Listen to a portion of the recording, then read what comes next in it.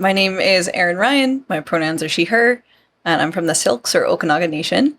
And I work right now for the BC SPCA in our science and policy team, specifically on wild animal welfare.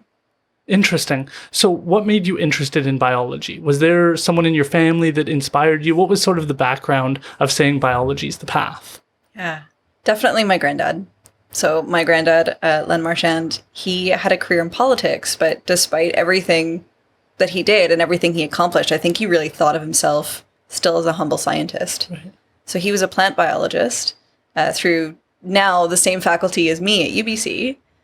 And I remember growing up learning about all the plants and animals in the beautiful forested gully of their backyard. And I think that's why wildlife has always spoken to me. Interesting. So were you watching him? Were you shadowing him? How did that kind of start for you, where you were like, this is a path I'd like to, because we see other people in their professions. Maybe you see your family member and they're an accountant, but what really pulled you in to say, this is something I'd like to follow through on as well? I think so much of it was implicit. You know, when I was a kid, we moved to Kamloops because my parents split up. And we wanted to live close to my grandparents. So both my mom's parents and my dad's parents both lived in Kamloops. And I spent most of my days after school in that forested gully of my grandparents' backyard and helping my granddad garden.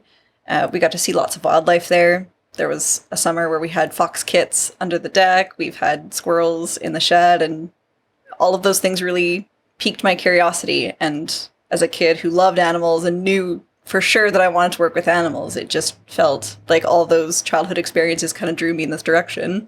Interesting. So there's like a challenge that people have, though, when they're considering going to veterinary school or going down that path, which is you see the beauty of the wildlife, but you also see the most tragic parts. Was there a point in your childhood where that was a struggle, to think about having to see animals suffer, to see them struggle? Oftentimes when you're working with them, it is in a dark period of their life. And so was that ever a challenge? Yeah. I think, like most kids who loved animals and wanted to work with animals, for a long time, I thought I wanted to be a veterinarian. Right. For a long time. And part of that was I just didn't know what else was out there. Yeah. You know, when you're a kid who likes animals, everybody says, are you going to be a vet? Yeah. And I thought I would, but you know, my time spent in undergrad and meeting some mentors and learning what else was out there, I also had the opportunity to work part-time in a vet clinic. And as someone with 2 cats, I love my veterinarian more than words can say, but it was also clear that it wasn't exactly what I wanted to do. Right. And I think a lot of what I experienced in childhood kind of guided the work that I do today. Even little things like when we had squirrels in the shed, for example. I remember my granddad was furious that squirrels had invaded our shed, but you know, we waited until the babies had grown up and then they had left. And then I was up on the roof, re-shingling the roof to make sure that the squirrels couldn't get in. And now I spend a lot of my time at work telling people how to do that kind of humane coexistence work. And that was just an implicit value from a young age. But for a lot of people, they didn't necessarily have that same experience. Where do you think that comes from? Do you think, I had that opportunity to speak with Elder Eddie Gardner, and it's interesting to me that Indigenous people describe like bugs as the ones that crawl rather than bugs, because there's almost something implicitly derogatory about the idea of like a bug on you. It's something you want to get off of you. And then you have products like Off that kind of tell you that that's the goal. So what was it like growing up with somebody who actually cared, who had like a certain level of empathy? And what do you think the difference between your growing up experience was in comparison to so many others who do look at trees as just a resource and not as something that's living and that can live for hundreds of years? There was definitely a lot of that influence from my granddad in the Syilx cultural values, in that the world wasn't just something for us to manipulate. We were just one being that existed in this whole space of beings. Right. It wasn't, you know, our shed that the squirrels weren't invited to. It was, we'd made a space for them. They'd made a home. We waited till they were done with it. And then we moved on. But it's just, there's always been this fundamental understanding in me that these animals are living, breathing, thinking creatures. And this space is as much theirs as it is ours. And we need to respect that. What is it like to come across people who don't share your philosophy? maybe growing up and developing and developing a passion, it's often so clear when somebody has a disconnect from nature or the environment. Was that a challenge, like feeling like you need to shake people's heads to see differently, or going, wow, like I really see these things differently? It felt confusing. Every time it happens, it feels confusing for me because it's so different than what I experienced or what I grew up. And for anybody that's ever loved a cat or a dog, how could you look into their eyes and think that they're an it or that they're a piece of your property? And I extend that same value to foxes and bears and birds and fish. And I know a lot of people don't, but I think if you get to know someone enough, if you get to know any animal enough, you'll see that they have a personality that when you look into their eyes, somebody's home. Do you think other people are missing out? Do you think that the world is a more meaningful place when you see the value in life all around you, whether it's grass, an animal, a bird, whatever you see, that there's some sort of intrinsic value, that we live in such a materialistic world where everything is at our disposal, that we can buy products and we can throw them out and there's no, other than monetary, there's no consequence. Yet there is a consequence on a grander scale, and that we miss out on so much of the world when we simplify it down to, I can just sell this, I can just get rid of this, I can just, like, one of the craziest ones to me is when you hear that there's like puppies that have just been left on the side of the road, or kittens, and it's like, what switch do you have to turn off to think that that would be okay? Like, what part of yourself do you have to detach yourself from in order to give yourself permission to do something like that? Yeah. It's such a divide from the way that the first peoples lived. And I was talking a lot about this past weekend, but just this whole idea of living in a primarily capitalism-driven society is that it's hard for people to make room for other things when they're so busy just trying to survive and just trying to exist. Versus if you're more in touch with the land and you're practicing gratitude for all the things that the land gives to you, I think it certainly makes you feel more optimistic to realize how much we have and how lucky we are. But I think it also changes that perspective, and that's how you get much more of that thinking of future generations. It's one of the things I think is missing from like our Western culture, which is in indigenous culture. I always talk about this creation story that we have, because there's an idea that humans are like weak and pathetic. And that makes everybody feel uncomfortable, because we have our car, we have our gas, we have our cell phones, we have our TVs. And so we've got this life thing figured out. And it's like, for the most part, you don't. If you come across a grizzly bear, it doesn't care about any of your material goods. It could rip you apart. It's the same with even smaller animals, that it makes us uncomfortable to think of our mortality and that we're vulnerable to these things. And so to me, the more you go into a city, the more everything is always safe, the harder it is to connect. It sounds like your granddad was more connected with the land, so you had more of that awareness. And I'm just interested into how that developed you, recognizing that while a coyote might be a beautiful thing, it could also annihilate you if it wanted to. And cougars can attack you, and just it would take very little work for it in comparison to us to really put harm to it. And so I'm just interested, there's like a humility that has to come with caring for these animals, which is that they are apex predators in a lot of respects in comparison to us. And I'm just interested in how that sort of shaped your relationship, because they're both beautiful and majestic, yet dangerous. Yeah, we definitely had our share of bears, deer, coyotes, all in that backyard. But I think about it with the fox kits a lot. So there was a family of foxes living underneath the deck in kind of a hollowed out area, and they had 4 little kits. And of course I named them all because I was 7 and I had to. But my granddad was pretty strict. When the kits were out and playing, we were not in the backyard. We were not harassing them. We were not chasing them. That was their space. We were recognizing their wildness. Wow. And foxes are, of course, they could deliver a bite or a scratch if they were feeling threatened, but for the most part, they don't want anything to do with us. And it was instilled in me from an early age that we were letting them be. We were keeping a safe and healthy distance. And it's funny realizing as an adult how much that played into my life, because now that is, of course, primarily what I do. for my job is telling people how to respect wild animals and how to coexist with them. That's one article that I saw that you were involved in, which was bears and social media.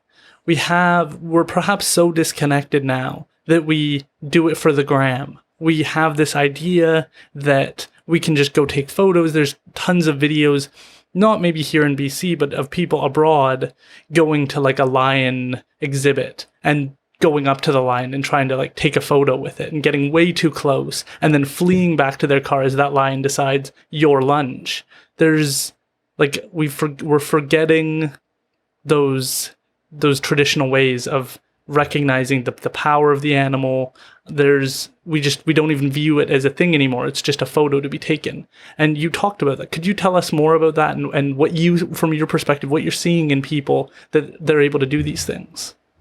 Social media has definitely changed the way that we interact with wild animals. I think there was some research showing that people are just as motivated as sharing a photo of a bear as they are of actually experiencing a time with a bear.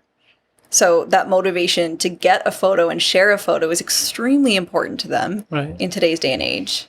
And of course, it used to be that wildlife photographers were super qualified, very experienced, had the long zoom lens cameras and all the parts and, photography bags slung over both shoulders, and they were out in, really remote areas. Whereas now, wildlife photographers are anybody with a cell phone. Yeah. And of course, we were just talking about how high quality some of these cell phone cameras are, and suddenly everyone is now able to capture beautiful images. What advice do you have for those people? Because it almost seems like not only do they need to be more careful, but they also need to, if they want to get these photos, develop like a philosophy, a moral code around, like I interviewed Chris Koo, and he talks about how people will just march through wetlands to go get a photo of a bird and destroy ecosystems just to get that one photo. And even some of the most trained people who do this for a living will disrespect the environment around it. What advice do you have for people? Is there like people you can look to learn about how to interact with these animals in a better way? There are some. So I think primarily the thing I would recommend most is if people just remember to keep their distance and to be careful. I think the reason people are so drawn to taking these photos is because we're naturally drawn to it. Like a moth to the flame, we love to admire wildlife and the environments that they live in, but it's important to remember that they are exactly that. They're wild animals that retain all of their wild instincts, and they might not realize how much harm they can do with just a simple photo. I know the BC SPCA runs an annual wildlife photo contest that just closed for the year, but one of the things we recommend in our rules is that you follow the North American Nature Photography Association's ethical principles of wildlife photography. Right. And it touches on all those things you said. It talks about keeping your distance, knowing the natural behaviors of the animals so that you can recognize signs of stress, but it all talks about damage to the ecosystem as well. That's really interesting. Can you tell us more about that contest and how that sort of came about? Yeah. So the contest started in 2009, I think was the first year of the contest. And I've been involved with it since 2012, which has been amazing. But the whole idea behind it was we really wanted to celebrate animals in their natural settings. And for that reason, we've sort of divided into two categories. There's the backyard habitats, celebrating the wild animals that live and coexist with us in our urban spaces. And then the wild settings category, which really shows the majesty of those truly, truly wild, untouched spaces. Right. And what is some of your favorite photos over the years that have stood out to you?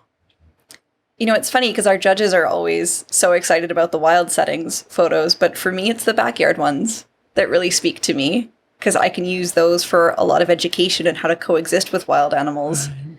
And there's often this misconception that for, a raccoon living in the city, well, wouldn't they be happier back out in the wild? Not realizing that for them, the city's the only home they've ever known. And it's where they find food and water and shelter. And that if you just tried to uproot them and move them to a forest, they wouldn't know what to do. So that's one of the trippy things is we were talking about birds a few days ago and how we like to think like there's certain birds that need space and it's the albatross, the that just go out to sea for like months on end. But then there's others that have figured out, seagulls are a good example, that they're now accustomed to these living circumstances. They wouldn't be happier.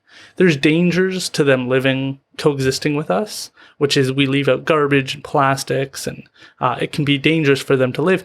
But so many crows, so many like seagulls have figured out a way to coexist with us.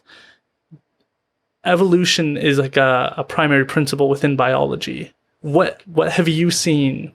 And is there anything that stands out to you in terms of our relationship with wildlife? There's so many changes in living in these giant cities now. Should we have hope that some of these animals are adapting? Should we be concerned that bears are now being forced into communities, that cougars are being found around people? How do we think about our relationship with wildlife as we continue to grow and expand and build new high rises? Is this perhaps positive? Can we mitigate the damage? As human beings, we seem to think that we can address all of the issues, that we can fix everything. Yet so often it's us just taking a step back and getting out of the way that seems to fix so many of the problems. How do we think about that issue? I think we should be concerned about continuing human encroachment, but I don't think that means, kicking all the wildlife out. I don't think that's going to be ever possible. So I think it's up to us to learn how to live alongside all of these wild neighbors that have now adapted to these urban lifestyles, and also bring benefits to us too. Skunks will eat garden slugs, lots of invertebrates, raccoons. Yes, they can be dumpster divers, but they also clean up, a lot of the unwanted debris in the environment. And I think part of what makes our lives so special is these fleeting interactions with wildlife. And it's really just about learning how to exist together more than it is trying to relocate every wild animal back to the wild, which doesn't exist for them. So there's this weird relationship so many have. I have with I hate mosquitoes. Yet it was, I think, Chris Koo who was like, well, wasps eat mosquitoes, and they play a role and they feed other animals around them, and that they play an intricate role. There's a part of us that wants things to be simple, good or bad, annoying or helpful. And so many of these things, so many of these ecosystems rely on a complex relationship. Is there any animals that you thought you could hate, that you were like, this is not the animal for me, I don't see what other people see in it, and then you started to appreciate it? Or has it just been love for all of it? No, I am guilty too of some of the misconceptions. You brought up a good example with mosquitoes, but one that I recently learned a little bit more about was wasps, right? So it turns out that only the juvenile wasps are the meat eaters, and as they get older, they are less meat eaters, but of course they're also really important pollinators. People give all the credit to bees, and of course bees are incredibly important, but there's other pollinators, wasps, hummingbirds, bats. These all play a role in our ecosystems that we don't often appreciate enough. Yeah, my partner cannot stand wasps because they have a tendency to be violent. I think it's when it's wrapping up in the season, I think it's in fall, that they're so hungry, they're trying to get ready for the cold season, that they will attack unprovoked. And I think that that's another struggle for us, is we always want there to be a logic in why something does something. And sometimes there's just not. I maybe compare it to when you're driving down the road and the other person clearly made a mistake, and then they give you the middle finger and you're like, I don't even understand. I don't even understand what you could be mad about. You cut me off. And that weird, they're just reacting. And I think there's a point to be made that they're moving so quickly that when you're driving down the road, your mind is trying to take in 100 kilometers an hour worth of information, that it doesn't matter. It's threat. I'm going to get angry. And so it's hard for people to connect with nature in some regards when we don't understand what's in their mind. And we get so used to being able to prescribe and think that we understand other people's thinking that you can't do that with an animal. But do you think that there is a level of connection you can have with most animals? Or is there some that we're never going to be able to understand on that same level? I think empathy is a muscle, and you have to flex it to make it stronger. Right. So when people are practicing empathy with people, And working on that with animals is even just the understanding that you don't know what's going on in their head. And a lot of times, especially with coyotes, we see this a lot in the media, is that you talk about, coyote attacks. Whereas if you actually read the article, you'll see that the coyote was attacked by an off-leash dog. And can you imagine if you're a mama coyote who's got 2 kids waiting at the den, like, you're going to be terrified. And yet this is blamed on the coyotes for saying that they fought back. But if you think about it from their perspective for a second, they were afraid. They felt threatened for their life, and they did what was necessary. We've co-evolved with some animals, dogs, cats, some bunnies. We have a really tight relationship with dogs. We've co-evolved with them. They all come from wolves, and I think that is such a trip to think about, because there are some of those traits within it, but we have like an empathetic bond with them that you don't really have with cats. And from my understanding, a lot of that is because cats would be outdoors going after the rats and the mice and stuff like that in agriculture. What are your thoughts on how we've co-evolved with some of these animals? It's certainly interesting to see how we've co-evolved over, thousands and thousands of years. But of course, that co-evolution means that, they got benefits from us, from protection and table scraps, but also the benefits that we get from them, including some as basic as companionship. So they provide so much benefit to us. And I think one of the issues that I'm working on personally, but is also a goal of the BC SPCA, is really changing the way that people think about cats, because they haven't received that same type of attention as dogs, and it's had impacts on their welfare too. Say more. I love cats. It's true. There's a lot of this idea that dogs are so valuable and so meaningful to us that a lot of people inherently understand that. But animal shelters are much, much more prone to take in cats because there's so many more of them. We've had issues with overpopulation. Cats tend to stay longer in care before they're adopted. But, they are just as loving and affectionate as dogs are, just in a different way. Can you explain that? Because I'm not... we have a cat. His name is Mo. He's a very sassy cat. But it's not the same in that you can't take the cat for a walk. You can't trust it around children all the time. Some people will come over and Mo will just flip out and just be like, I do not like you. A lot of the time, I think it's the person's energy.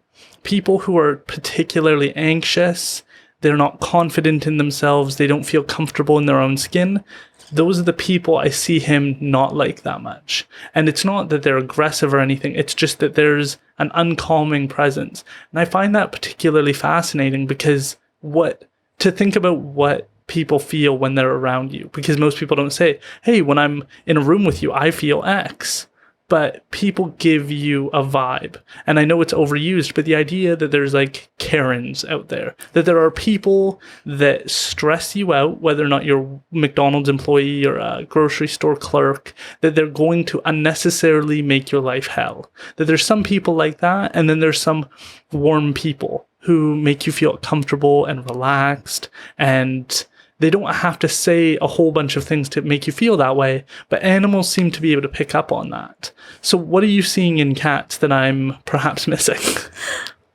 When we first started talking about the difference, it's kind of like that old saying that if you judge a fish on their ability to climb a tree, you're going to think they're stupid their whole lives. But I see it so differently in dogs and cats and even bunnies. They all have these ways of showing intense affection, but they all look so different.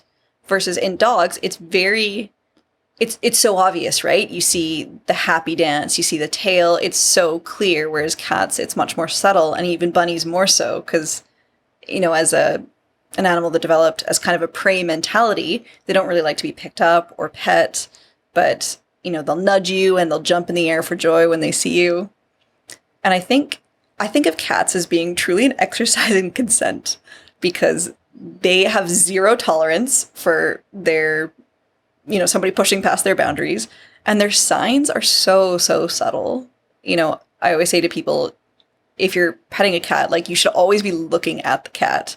Because if the cat's off to the side and you're not really looking at them, their opinion may change. You're watching for the ears, the tail. whether or not they're enjoying it.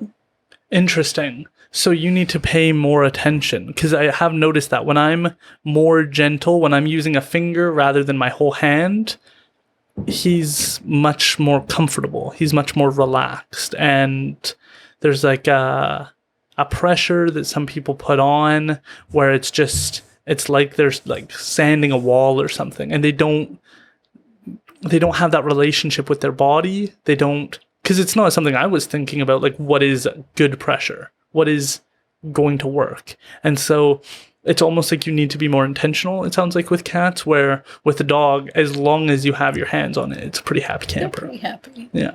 Yeah. One thing that people forget too is that even though we think of cats as predators, and they do certainly display some of that, but a lot of their history of evolution is sort of as prey. So they have a bit of this split personality where they're both predators and prey. So I think that's why we see them more hesitant with new things. So they're more cautious. Where do cats come from? Do they come from a predominant type of other cat? Is there, because like all dogs come from wolves, but where do we know where are there different types within like the cougar family? Like how do we get cats over time? That is a great question. Oh, thank you. I don't actually know. I mean, I could think about some of the earliest domestications that we saw were in Egypt, but it's so long ago. I have not spent a lot of time on the evolutionary history of cats. Yeah, that's got to be fascinating, crazy to think about, because like cats do have, and that this would be an interesting question. You said bunnies are more known for prey animals. Human beings, we're a mixture of both. We're almost, I would guess that we're nearly 50-50. That we, like that feeling that you get of awe when you're the back of your hair stands up on your neck, or however that saying goes. That's the moment where you realize that you're so small. And we as humans have gotten a lot of that from looking out at like the water and going like, wow, this is both one of the most beautiful things, and if I was in it, I could drown and die. We get that when we look up at the night sky, which a lot of people are missing out on now, which is, oh, I'm just hurtling through space, and I'll be here for 100 years, and the odds that in 500 years somebody's going to remember who I was is almost 0%. Touch of the cosmic dread. Yeah. But like that humbles us, and we go, oh, wow, I'm just a prey animal. I'm not all powerful, all knowing. I'm none of these things. I'm just this little piece of a puzzle, and I can contribute in my own way, but unlikely to withstand the test of time for the average person. Animals have different relationships with how much they're prey and how much they're predator. What has that been like to see? Is there animals that stand out to you where they're maybe misunderstood? Actually, I'm thinking about a colleague who I met from South Africa. And when she came to visit BC, she's very outdoorsy, loves camping and spending time in the wilderness. And I asked her if she was going to go camping. She said, no, you have bears. And in my head, I'm going, you're from South Africa. You have elephants. You have baboons. Baboons will tear your arm off if they're angry. And you don't want to camp with black bears? Because I can't imagine, black bears in the areas where she was thinking she might camp are so flighty, right? They want nothing to do with us. But yet there's this perception in South Africa that, they're a bear. They are big and they are scary, and they're much more scary than elephants or baboons. I just think that's so wild. Yeah, the other one that I think of is like cows. I've known people we live in the Fraser Valley, and so I know people who've had their fingers bit off by a cow, or had their ribs broken because the cow decided to kick in a certain moment, and statistically more likely to happen than being attacked by a bear. Absolutely. I personally not a huge fan of horses because I think of them as like their leg is like a gun, and although odds are not going to happen, but if they decide to kick me, they will break every single bone in wherever they kick instantaneously. And that's what I see when I see a horse. And other people go, no, it would never happen. We're so close. We've got this strong relationship. But there's that capability that seems to freak us out, that idea that we are a prey animal. I love horses. I respect their distance. Right. So what was going to school like? You attended most of the time at UBC, and you talked a little bit in an article that I saw about how you chose to stay there for your graduate degree because there was a sense of community. There was a sense of camaraderie. I'm just interested, can you tell us about what that journey was like to go through school? Because you're bringing in your passion, your love for animals, but they're giving you tools. And I'm just interested, what tools did university provide you? So I actually started my first year at the University of Victoria, and part of that was that UVic accepted me in October, the year before I was set to go to school, and my first preference was UBC, but they send their admission letters quite late. Okay. So I was antsy, I was nervous, I accepted. Then of course, once I'd paid the $300 deposit, I thought there was no changing my mind. So when the UBC letter finally came through, I flip-flop back and forth. Have I made a mistake? Am I going to be fine? And I went ahead and I was absolutely miserable. And a big part of it was just that sense of isolation from the island. I was so much further from my home than I thought I was.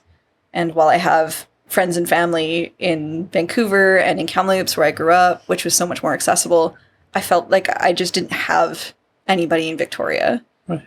And that was hard for me. So I did decide to transfer to UBC. But part of what made that transfer great is I was already thinking about the process. And then I attended sort of a wine and cheese event that was there. I was there representing my grandfather, who was receiving an award, but he wasn't able to attend. So my mom and sisters and I were down for the event. And that was where I first met my graduate supervisor now, David Fraser, who spoke all about the animal welfare program. And as he was talking about it, it was, like the fog clearing before my eyes. This is what I want. This is all I've ever wanted to do, is like science to take care of animals. What was that program about? What was he saying that was standing out to you?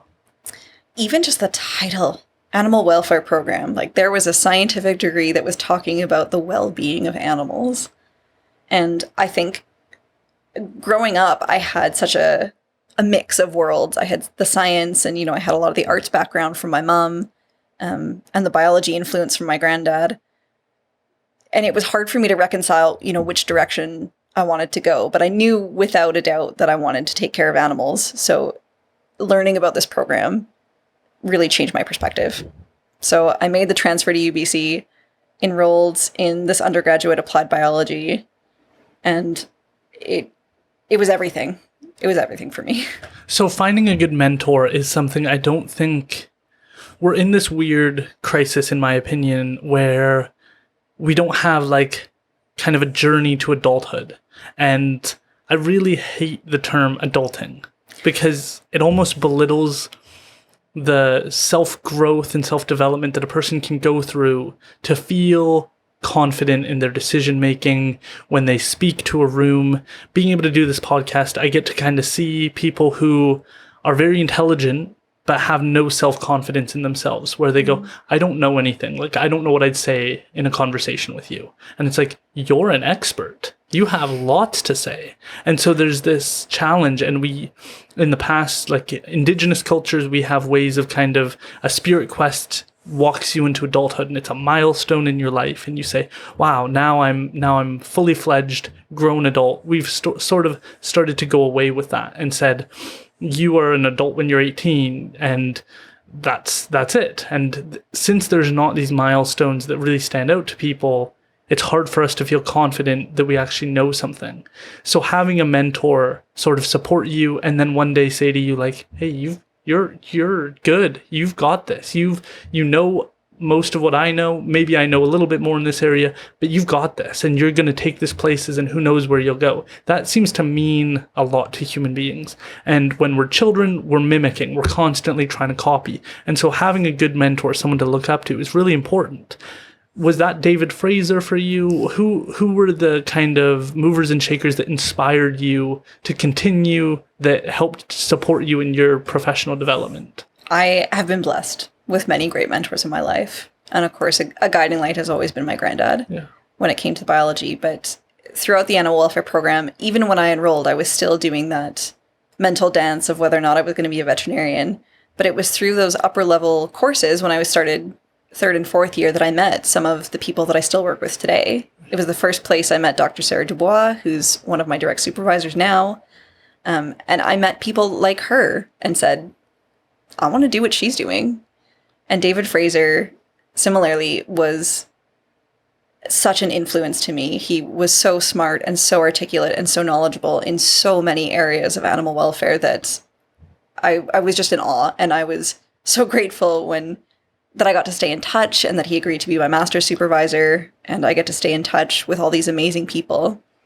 And I'd be remiss if I didn't throw a shout out to my parents, especially my mom, who is the number one phone call when I have that feeling of imposter syndrome. Because all the smartest, most wonderful, articulate people I know never think that they're as much as they are. And I will admit, I had a bit of a mental crisis last night when I was thinking, I'm not a scientist enough, I'm not Indigenous enough, I'm not even a real person, I'm just a woman, according to this society. It's hard to fight those mental battles, but it's important to have the supportive mentors so that you can fight through that wall. Can you tell us more about that? Because I think that it's something we underestimate when we talk about, when I saw your credentials, very intimidating to think of what people are able to display, how we see them if you're working at a gas station and then you see someone like yours credentials. So to hear that there's a human being and they have hesitations or struggles, that they're not 100% on who they look like they are, that we all have a sense of imposter syndrome in certain regards, that we're all trying to develop and feel a sense of belonging and confidence that we've made the right decisions. Can you just tell us about what that journey has been like? Because the role that you play, that Sarah plays, that these individuals play, it's in a very specific area that people might not always get to hear about, yet can have a vast impact when policies go through that act in the best interest of animals in our environment. And so I'm just interested, what has the wait been like to develop and then to have these fears of what you're sort of just describing? It's heavy. I think a lot of people struggle with it because so much of the weight that society places on us as women, as Indigenous people, as anybody existing in the world, saying that it's important not to be too ambitious or not too assertive because then you come off as bossy or unlikable.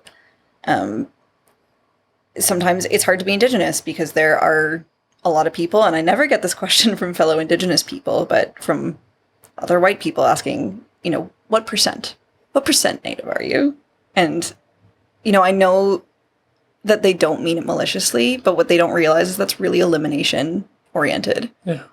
Those systems are so ingrained in us to try and assimilate us to not exist. And I won't apologize for surviving. Yeah, absolutely. I do get it from Indigenous people, particularly not around blood quantum, but around experiences. Like, you didn't grow up on reserve, so you don't know what it's like. And to a certain extent, that's true. But that isn't, when we're talking about being Indigenous and the traditions and the values and the language, that's really not what we're talking about, which is where did you grow up? Because that's an experience in and of itself, but it's not the end all and be all. And so I think that can be a challenge. I know historically, First Nations people have sort of not appreciated Métis people as much. And I think Métis culture has a lot of wisdom to offer because we like to see, we're looking at Indigenous people right now as if we're 100% victims of Europeans coming over. But French people came over and we have Métis people now. And that's an example of how things could have been across the board if there weren't some bad actors involved that made huge decisions like John A. Macdonald to roll out Indian residential schools across Canada. We could have had a symbiotic relationship. And I think that's the example you can use of how things could have been and how things actually went for so many people. And so I think Métis people give us an inkling of what the best path could have been for so many. Yeah. I think a little bit of that perspective, I was reflecting on some invasive species biology questions recently, and I was diving into the indigenous perspective of invasive species, particularly invasive plant and animal species, because the Western traditional view of invasive species is that black and white. Invasive, bad, let's kill it all. Whereas this particular paper was looking at it from an Anishinaabe perspective, but that to us, invasive species aren't inherently good or bad. When we are presented with a new species in a novel environment, we look at it from a much more holistic perspective in how is it impacting the environment, what gifts could it potentially offer us? Whereas the Western view is very much centered, this doesn't belong here, it needs to go. That's really interesting. Have you heard of John Burroughs at all?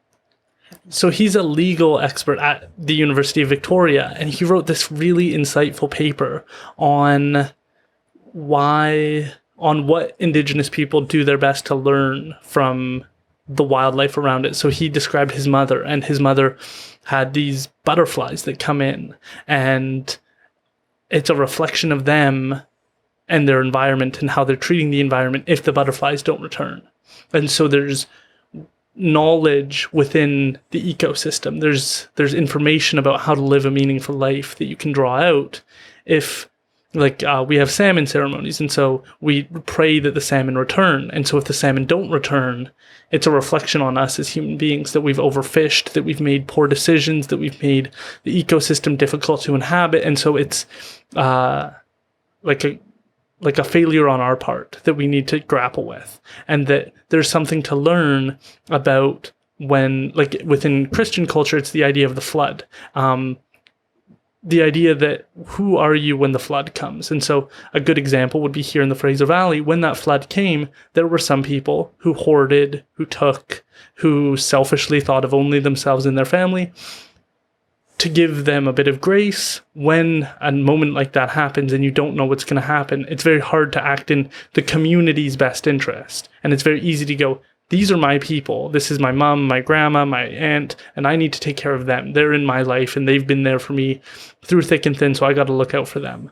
But then the other argument is always think of the community. Act in the best interest of not only yourself, but your family, your friends, the people within your area, your neighborhood, and try and do that so everybody benefits long term. And so there's knowledge that some of the ecosystems can provide us on, if we do a little bit too much of this, then we cause this. If we don't do this, then this happens. And so we have to think so broadly about these complex ecosystems. But John Burroughs argues that there's such education in that. There's so much to learn about yourself, on your impact on other people, your impact on the world, that you can start to walk a very fine line to try and live a good life. Has that been your experience? What are your thoughts on what we can learn from these very complex ecosystems? I think a lot of what you touched on made me reflect just on how Indigenous people, we tend to see ourselves as stewards of the land, not the managers or the monarchs of the land, right? We're not the people who need to manipulate everything and control it. We're just people who are helping to take care of it. Yeah. We are participating in these systems and taking care of it rather than having control and dominion over it and being the best or the person in charge. So that sentiment seems to echo through so much, and a lot of your research is around pest control, specifically rodents. And it was really interesting to hear. I already forgot the guy's name. I'm terrible with names. What was his name again? Michael Howie. Yes, Michael Howie. They host a podcast for the fur bearers, and he was you were both talking about this idea that when you have rats or mice, that the goal is just to eradicate, and there's very little thought on how much is it out of control? Is it something that could be managed in a different way?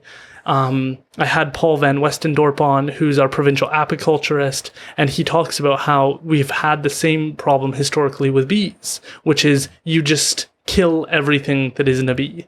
And his argument in the podcast was, once it hits a certain threshold, once you start to have more pests than the things that can kill the pests, then you need to do something. If you've got no birds around and you've got all pests, well then, you need to take action. But until you breach that threshold, you don't need to do anything. yet we like things to be simple. And his argument was, it's much easier for people to go, I do this every year on this day, easy peasy, rather than circumstantial and really thinking about when you should make a move, when you shouldn't.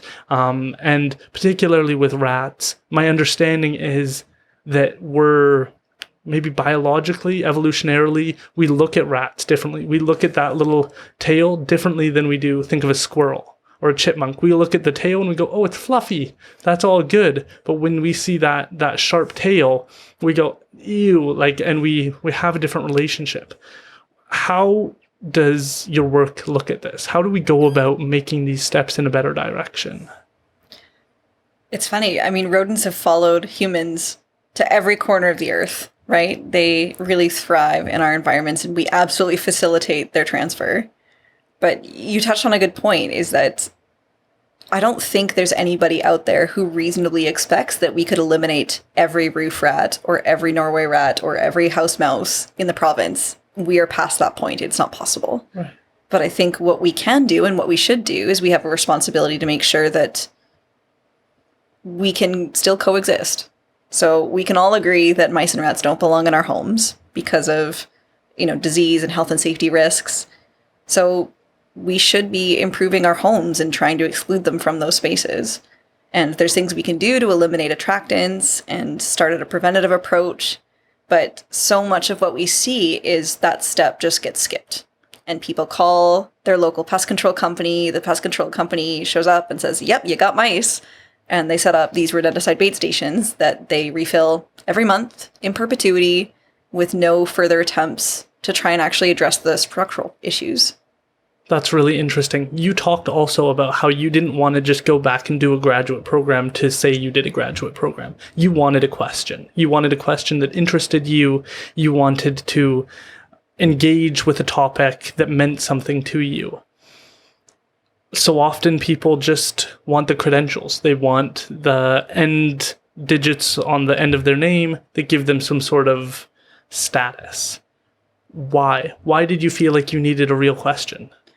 There's a number of ways to go around it, and that's not to poo-poo people that want to go back and get those credentials, because it can help them in a lot of ways. But for me, I think a big part of it was that at the time that I'd finished my undergrad, I was not in a good way. I was struggling with a serious anxiety disorder that I hadn't medicated, which I do now.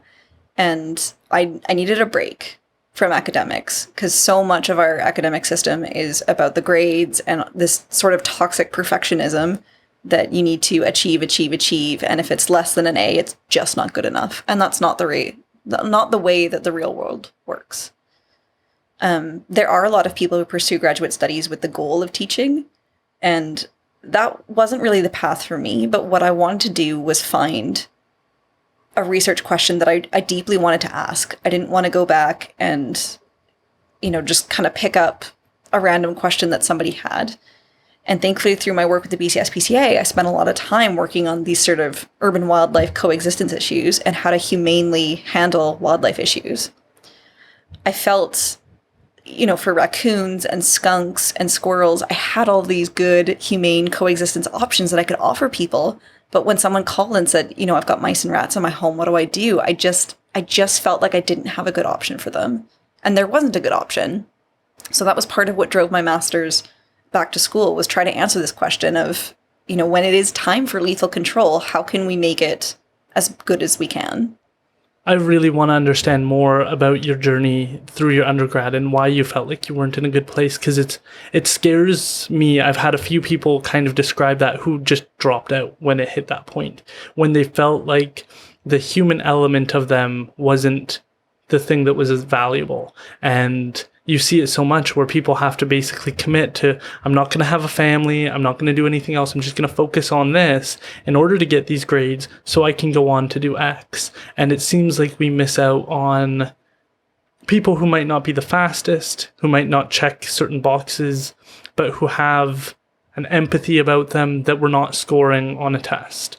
An aspect of their humanity that we're missing out on. And it's I spoke to Daryl Plekis, who's worked a lot with policing, and he asks, like, why can't we have people in wheelchairs be police officers? Because that's always what we've thought. They need to be able to run and chase a perp. They need to be able to hike up a mountain to go get somebody. But there's lots of police officers who work every day in an office. Mm-hmm. And so why can't they fill that role? And so we set like this is the ideal.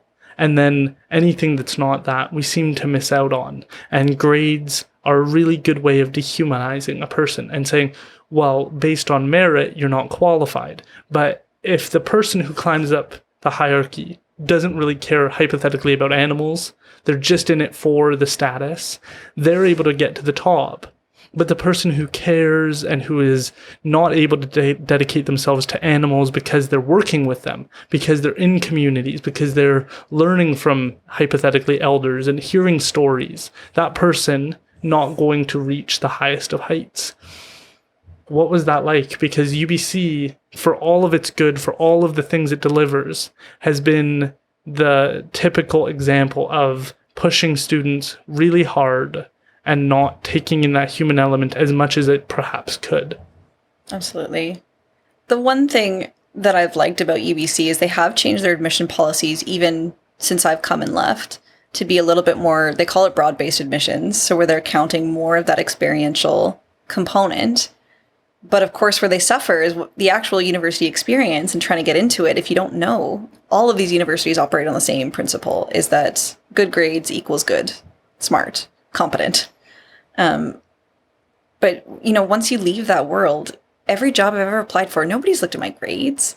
What they want to know is what I studied, what my experience was. They want to talk a little bit about more my attitudes behind that. And I think having that, you know, they call it a merit-based system, but your academics isn't the only way to measure that. We do a great disservice to people who would otherwise be incredibly thoughtful and performative, and we probably need to encourage them more. The system also tends to favor extroverts because they're more assertive about their abilities, and introverts make great CEOs, right? They're thoughtful, they take their time with decisions, and it usually leads to a better outcome, but, you know, they're maybe not as comfortable in front of a camera, therefore, they might be passed up over somebody who's a little bit more forward. So what were the challenges you were going through? Was it just constant studying where you have, like, for so many, they don't even know what like a biology degree might actually look like, what you have to study, what you have to remember? Like, I'm thinking of like nucleus and these words that we have like a grade 10 memory of. The powerhouse of the cell, the mitochondria. And so is that what you're studying, that you're having to remember those terms? Because that's what the trope is about, specifically biology, which is it's a lot of remembering terms, remembering definitions. And there's certainly a role for that. But is that a lot of the stress that you're going to bed every day, trying to remember these things, trying to make sure that you answer every question just perfect? What were the challenges that a degree brings? I think one thing that's really difficult about the university system for a lot of people is, especially in those first and second year, early years, you have to get all those prerequisites across this wide variety of things that your degree outlines that it needs to be. For biology, that's a lot of math, it's a lot of chemistry, both things that I've never touched since. And I think it's important that people get that breadth experience, but it's really discouraging.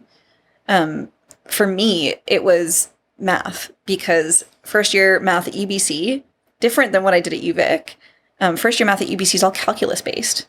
Do you know how many times I've had to do an integral in my life?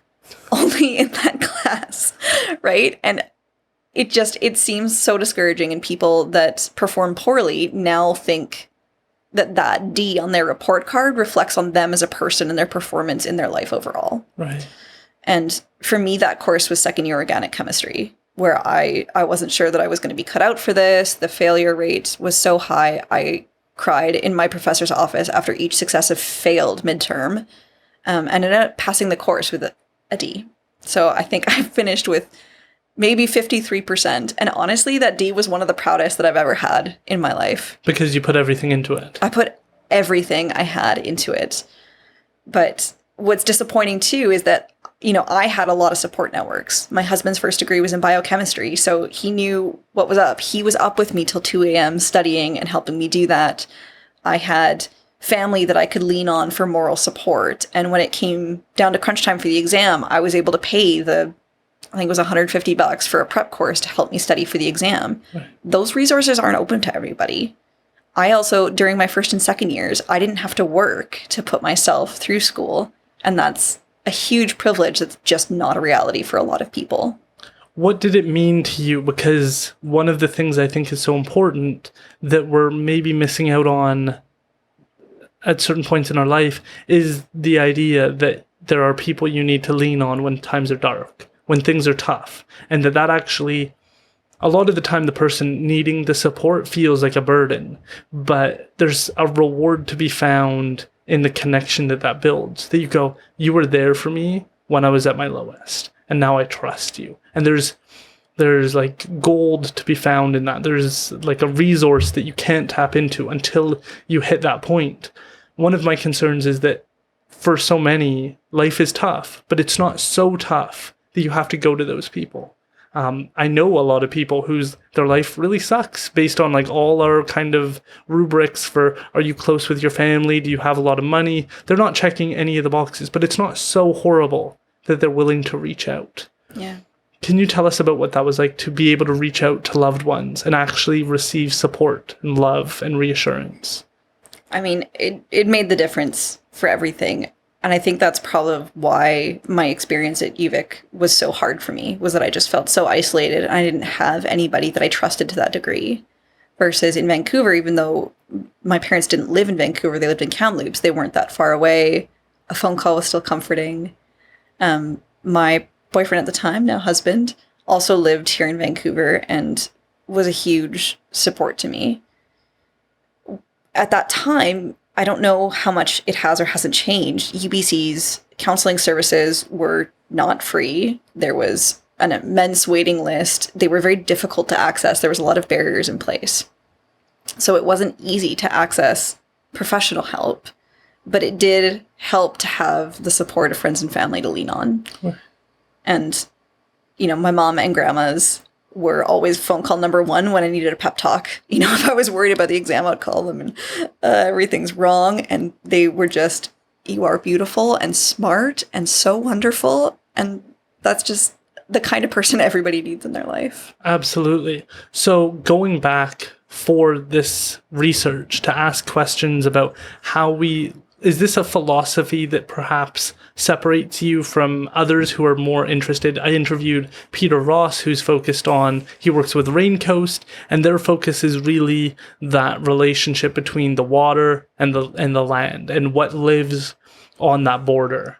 And so it seems like a philosophical difference between yours, which is much more, how do we coexist with this? How do we make steps in the right direction? How do we discourage some of the negativity? Is that like a philosophical, unique aspect of your curiosity? I think so, because it's funny how much my experiences in childhood mirrored, what I'm telling people to do today. The experiences with the squirrels in the backyard. Now I'm telling people how to, humanely and safely evict squirrels from their chimneys. And that mirrors exactly my experience of how I grew up, is now how I'm helping other people live their lives. Right. But I think what's really important to me is that, these urban spaces and human development are going to keep coming. So we need somebody sort of in the corner for the wild animals and saying this is their home too, but we need to learn how to share. Absolutely. So what was the application like? Had this been under-researched from your perspective and it needed more elaboration? Is there a stigma that you wanted to help people kind of grapple with, where we really do just sort of see rats as a problem and it's so not disputed by anyone that there's no voice kind of adding in the nuance of, well, what happens when we put these chemicals in their body? And then the selling point, it seems like, for so many is then another animal eats them. And that's where it seems like most people are going to get on board. It's sort of sad because it's not enough that there's something going wrong with that rat, with that mouse. We need it to be impacting the owl. We need it to impact the eagle. We need it to impact the hawk in order for us to go, yeah, that makes sense. Okay, I can get on board. What was that sort of journey to ask that question like? is it discouraging to think that people can't get on board for the simple reality that this is harming an animal, regardless of where it's coming from or what our history is with it? Mm-hmm. It's definitely what motivated me to take on the topic, was that going through all this research about how to coexist with animals and realizing that it didn't exist for mice and rats. For a lot, that research had largely stagnated. Anything new that was coming out was sort of reviews of previous research, but that our pest control methods haven't changed in decades, despite what could have been so many years of innovation. So I was really hopeful that we would find, sort of more answers to this solution. I was also hoping that I could help change people's minds. And maybe if I couldn't change their mind about mice and rats being intelligent and social and amazing creatures, maybe at least I could get them to think about prevention, right? Rodent proofing their home, and then they wouldn't have to run into conflict. I will say it's discouraging that all of the rodenticide issues that I've been working with, I have been very encouraged to see change. But it's also hard for me when I'm going through the photos and I pick up a photo of a squinty owl who's been poisoned by rodenticide. I know that's going to be more impactful than a mouse or rat in the same position. Can you tell us what you see in rats? Because a lot of people will point to plagues that we've been through as to what shapes our mindsets. From, again, my understanding, a lot of the reason we have cats and we've domesticated cats is to deal with rodent problems. What's the piece that we might be missing? What's the nuance to these animals?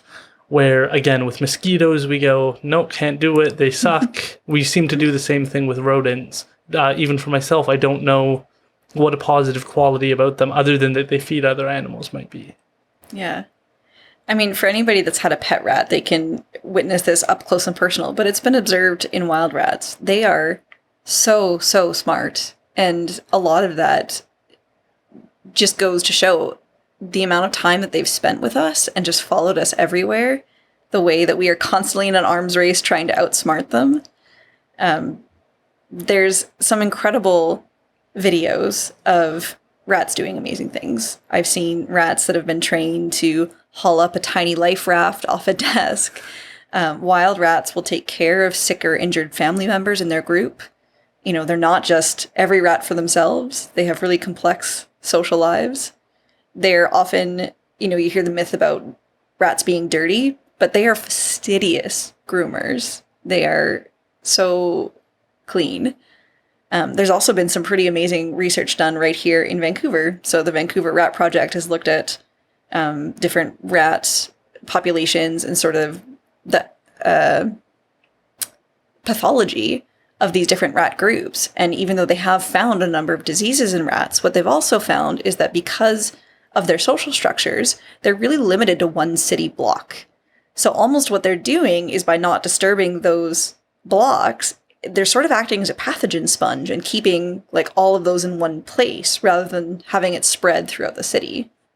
So what we would think is that rat everywhere, and that they intermingle and that they don't seem to care. And what you're saying is it's much more focused, and that they do try and keep a community that almost protects us unknowingly by them having that social structure from mixing all the different diseases together in some sort of gross mixture. Yeah, exactly.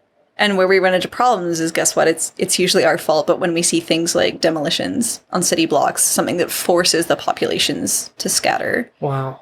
And that's where you can trace those. When you see demolition projects that scatter the population, you can see outbreaks of certain diseases, leptospira, Bartonella, things like that. So what do we have to, when we think of mosquitoes, we think of Lyme disease, we think of certain things. Malaria. Yeah. And so we have I don't want to get bit because of X. What is the things we need to worry about with rats? Because the odds of them biting us pretty low, but we still seem to have this deep fear that they're going to crawl onto our shoe, that they're going to get onto us somehow, that they're going to be on our shoulder or something. Yeah. I mean, rats, like any wild animal, biting and scratching, those are all sort of a last resort if they're feeling threatened. So lots of times when people are bit by rats, it's because they're trying to capture them, they're trying to kill them, they're otherwise sort of harassing them or threatening them, or, maybe they've stuck their hand in a burrow unknowingly. The other time that we see rat bites, and this is a bigger issue to deal with, is when we're looking at, people without homes that are in sort of vulnerable positions where they're living more closely alongside wild rats. It's also interesting to see that relationship because lots of times they view them as companions, sort of as friends that are with them and take care of them. But with these bites, one of the most common things that gets overlooked is leptospira. So it's a bacteria that can be transmitted with bites or close contact. And often what people will present with is a fever and they'll just be sent home, not realizing that what's actually happened is they've had a leptospira infection. Wow. That is really heavy to think about, developing like a relationship with a rat because you're struggling with homelessness. Mm-hmm. And to put yourself in the shoes of the person who doesn't have a home, who often we think of as outliers, people who've made mistakes. We don't know their story, but we act like we would understand, that we understand the 5 kind of principles of what makes someone homeless. To feel like an outcast and to have a friend that is also an outcast in so many ways. Mm-hmm. That's really heavy to think about because perhaps the reason that we don't empathize with rats, why it's hard for so many to empathize with people who are struggling with homelessness, is because we don't see any common ground. We think that we're so different than them, that we would have made so many different decisions than them, that we have nothing in common. We're basically different things. And then with rats, it's the same thing. It's this feeling that they have nothing in common with us. We're just different. And there's a lack of utility in them, and so there's no purpose. And it's the same thing we do with people. Oh, mm-hmm. You don't have a job. You don't work, so you're not paying your taxes. And now we have to help you. And that's the conservative trope for so many, which is just get a job and start contributing, when the problem is a lack of support, a lack of understanding from perhaps their family or their loved ones, abuses. The story is far more complicated, but we like to simplify it down to like social anxiety, depression, addiction, mm-hmm. things that we don't have typically, things that we think, oh, they have that, but I don't have that. And so that makes them different, when really, if you think about, they were bullied. Well, maybe I was bullied. Well, they're misunderstood. Well, how often do I feel like there's a way of connecting with almost anything, that if mm-hmm. you could connect with something like a rat, if you can see and empathize and understand that they're just a creature like anything else, they didn't choose that life, that there's common ground to be found. Is it encouraging to try and share that with people, to show them the beauty in something that it's so hard for so many to see? Yeah, some of that amount of exposure helps. I know when I was a kid, I had a friend who lived up the street from me who was always very into small animals. So that was where I got my first exposures to mice and rats and bunnies and guinea pigs, and getting to spend a lot of time with them truly through a lens of love, right? I was also reflecting on a colleague of mine at the BC SPCA. We needed to do some work for a project, and there was a few rats that had just come in through the shelter, and they were pet rats, but they looked wild just because they had that wild coloring. So we agreed to go down and do a photo shoot with them, and we needed someone to handle the rats. And of course she said, I'll do the photos, but I'm not touching the rats. You got to do that. They quite scare me. And of course, by the end, she's holding up the rat. She's giving him little kisses. And I said, what happened? I thought you were afraid. She said, I didn't know they could be so cute. I didn't know they were so social. They were, climbing around her shoulders, resting in her hood, sniffing her hair. She'd never had an experience with them before. I think there's a lot to learn from that, because we're in like a time where when we see the difference in another person, whether it's your political views on who should be the next prime minister or how we've handled certain decisions in this country, we like to other people and say, you don't know anything, you're a hillbilly, you're this. And so you have therefore less value because of these views that you hold that I think are wrong. And the better approach is to spend time with those people. And one of my big fears is social media. So many people I see say, if you have this opinion, just delete me now. And it's like, well, you're not getting that exposure in the same way you might with a rat to something different, something that makes you uncomfortable, where you go, no, you're wrong. I know you're wrong. And it's like, okay, well, give them 20 minutes to explain themselves. And maybe they are wrong, but at least through hearing that, you can break down some walls and at least see their understanding of things. And I love the term steel manning, because it's really easy for us to say, you're wrong. I've heard these 3 things, and so I know that I'm right. It's harder to go, oh, because like the one big one for me is I really struggle with whether or not we should have pipelines in this country. On the one hand, I absolutely hear environmentalists saying, what if we leak? What if it destroys indigenous land? What about the detriments to the environment? But then the other part of me looks at it and goes, so many indigenous communities, particularly in the north, are in absolute poverty. And there are, as a Native court worker, I get to see the sexual abuses that take place, not literally, but I get to hear about what's going on, what the abuses that are taking place when you're in absolute poverty, the harms that take place against children, the lack of education and understanding, the amount of children that are born. Everyone I know from my community that I grew up with as a peer, they're all dead now because they used alcohol to cope with what happened to them as children. And so it's not as cut and dry for me to pick one side or the other, to say no pipeline, that's the correct answer for the environment, because the counterpoint is these communities do need to get out of poverty, and then they can make better decisions, whether that's saying no to all future developments, that's their decision. But until they're out of poverty, it's not really fair to make them choose. And so I feel like a lot of topics like that are far more complicated. And so there's a logic in why people choose, like the pro-pipeline people will say jobs, careers, business, money. And then we go, well, that's a terrible goal. And to a certain extent it is. But when you're talking about people who have nothing, who don't have proper running water, who don't have warmth, who don't have washers and dryers, that's a far more complicated question. But on the other side, you go, well, do we want to just continue to harm the environment for the benefit of people? Is that fair? The animals in that area, they don't get a vote. And so it doesn't feel like there's a right answer. It just feels like philosophically you sort of have to lean one side or the other, and you have to live with the consequences of your decision.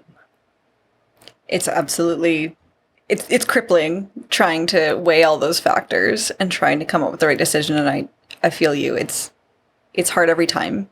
And I think the important part is to look at each project, each piece individually and saying, is this going to be the right move as good as we can? Because there are certainly projects that I look at and go, that's a terrible idea or a terrible location just based on the specific context. Yeah. And it's important to consider all of those things, including, whose land is it passing through, and not just whether or not they were consulted, but whether or not they wholeheartedly endorse what's going to happen. Yeah. Do you think that seeing the beauty in something like a rat gives you some sort of enrichment, some sort of better understanding where, again, I feel like so many people go, I hate this based on nothing.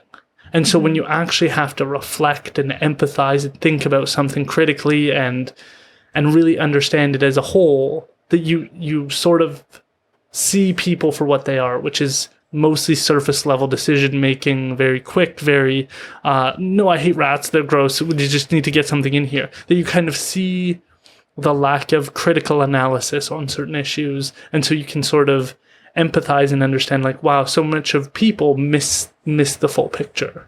Yeah, absolutely. I think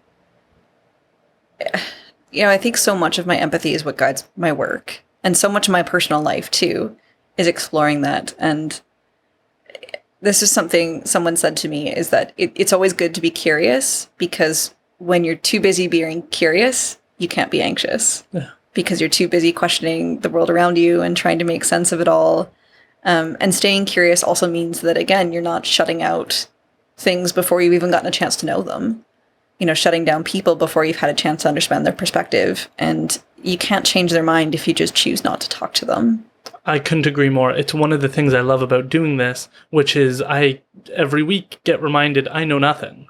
That I'm not an expert in rodents. I had a leather worker on, and he was explaining all the complexities of making wallets, and he really prides himself on the heritage, on something like we don't make things that last 100 years anymore. And we don't have that pride of like, I'm going to pass on my boots to you, and I wore them for 40 years, and now, yeah, you might have to mend this spot like here, but this is going to last you a long time. We've really lost that. Now it's like, you used to have a phone that would last you like 5 years. Now it's every couple of years you need the newest phone. Why? Because your phone deliberately stops working as well. And that's such a trip that they were proven, Apple specifically was proven to have slowed down their other phones, make the battery life worse to incentivize you to get a new phone. Like, we have this materialistic relationship, and yet so much of what it meant to be a human for so long was seeing the beauty in a 150-year-old tree. Yeah. And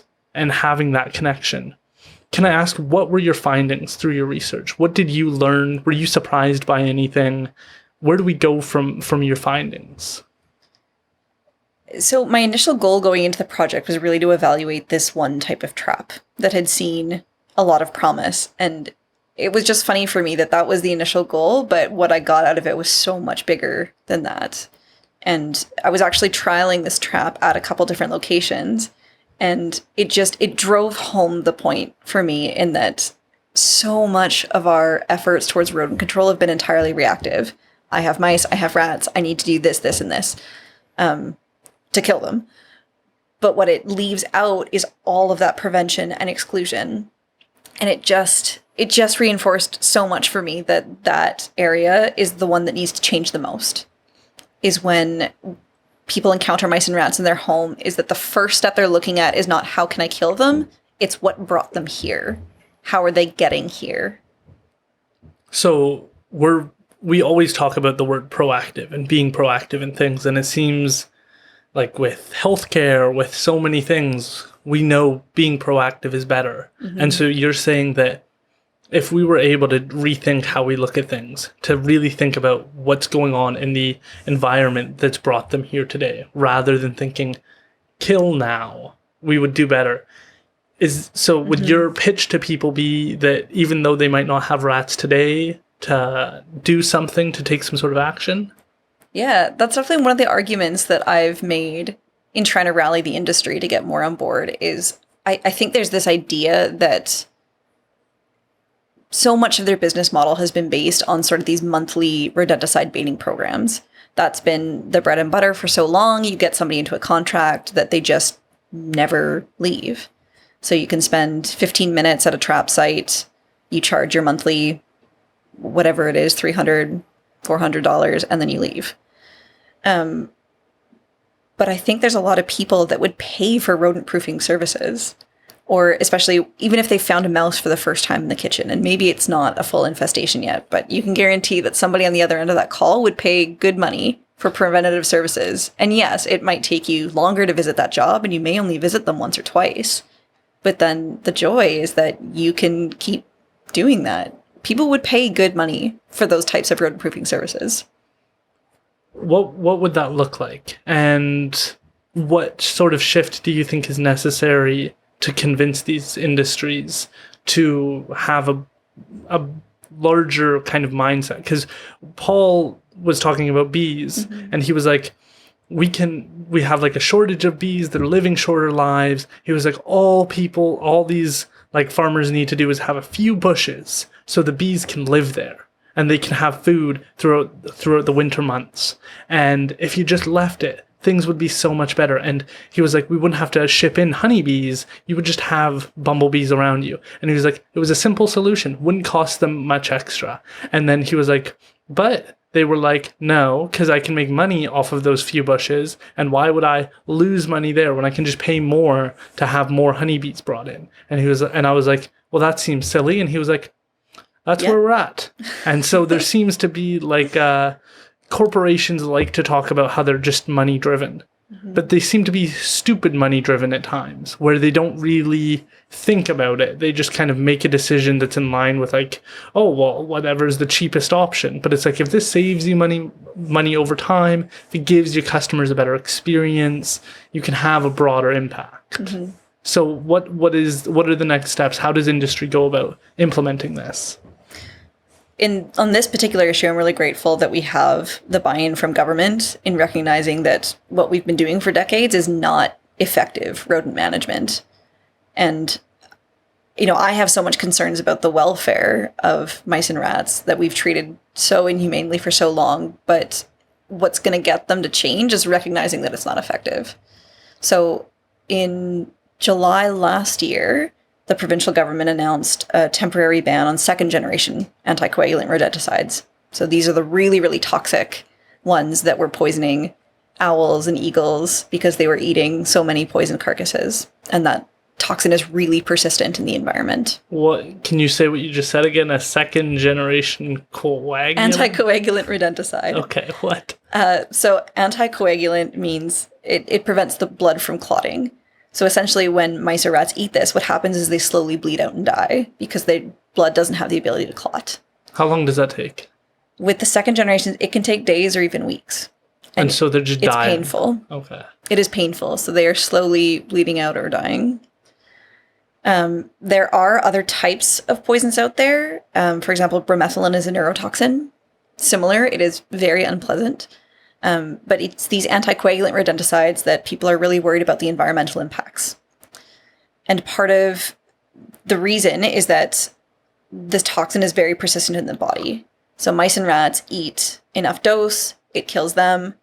Owls, their diet is primarily rodents. So especially barred owls, we've seen this, they're very, very vulnerable.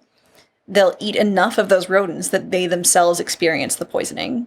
So that's called secondary poisoning. So the direct poisoning is when the mice and rats eat the poison. Secondary poisoning is when someone eats the poison carcasses. Another alarming issue that I discovered through my master's research is how far-ranging these impacts are still unknown. So we've started to witness rodenticides in suspended particulate matter. So now we're worried about our fish being affected by rodenticides. Are we now presenting another issue for salmon and their livelihood?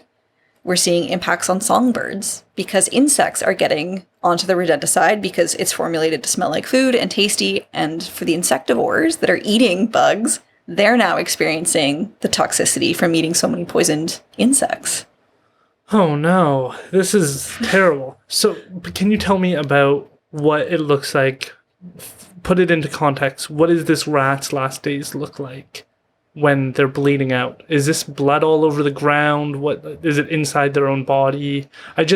For listeners, you might be uncomfortable, but like we're doing this all the time. So it's like, it's not something to me that we can just sweep under the rug. Like I want to understand so that I know how bad it could be and then potentially how much better it could be if we take a different path. So I think we kind of have to go to hell in order to understand how we can move in a different direction than that. And I think just understanding this would be valuable. So to be clear, these second generation anticoagulant rodenticides, or SPCAs for the abbreviation, these are the number one most common tool used in pest control today. Prior to the minister's order, if you called somebody to complain about a mice and rat issue, it's almost guaranteed that this is what they would have pulled out, is this exact poison. Yeah. And it comes in many different brand names, but they all have that same mechanism where it clots the blood and they slowly bleed out and die. So what you'll often see with mice or rats that have been poisoned is you might find them with blood coming from the mouth, is usually where we see it most. Before they finally succumb, they'll often appear confused. They might be stumbling. They might be walking, kind of in areas that you wouldn't expect to see them. Usually mice and rats kind of stick to corners and, lines where they've got at least one wall of protection.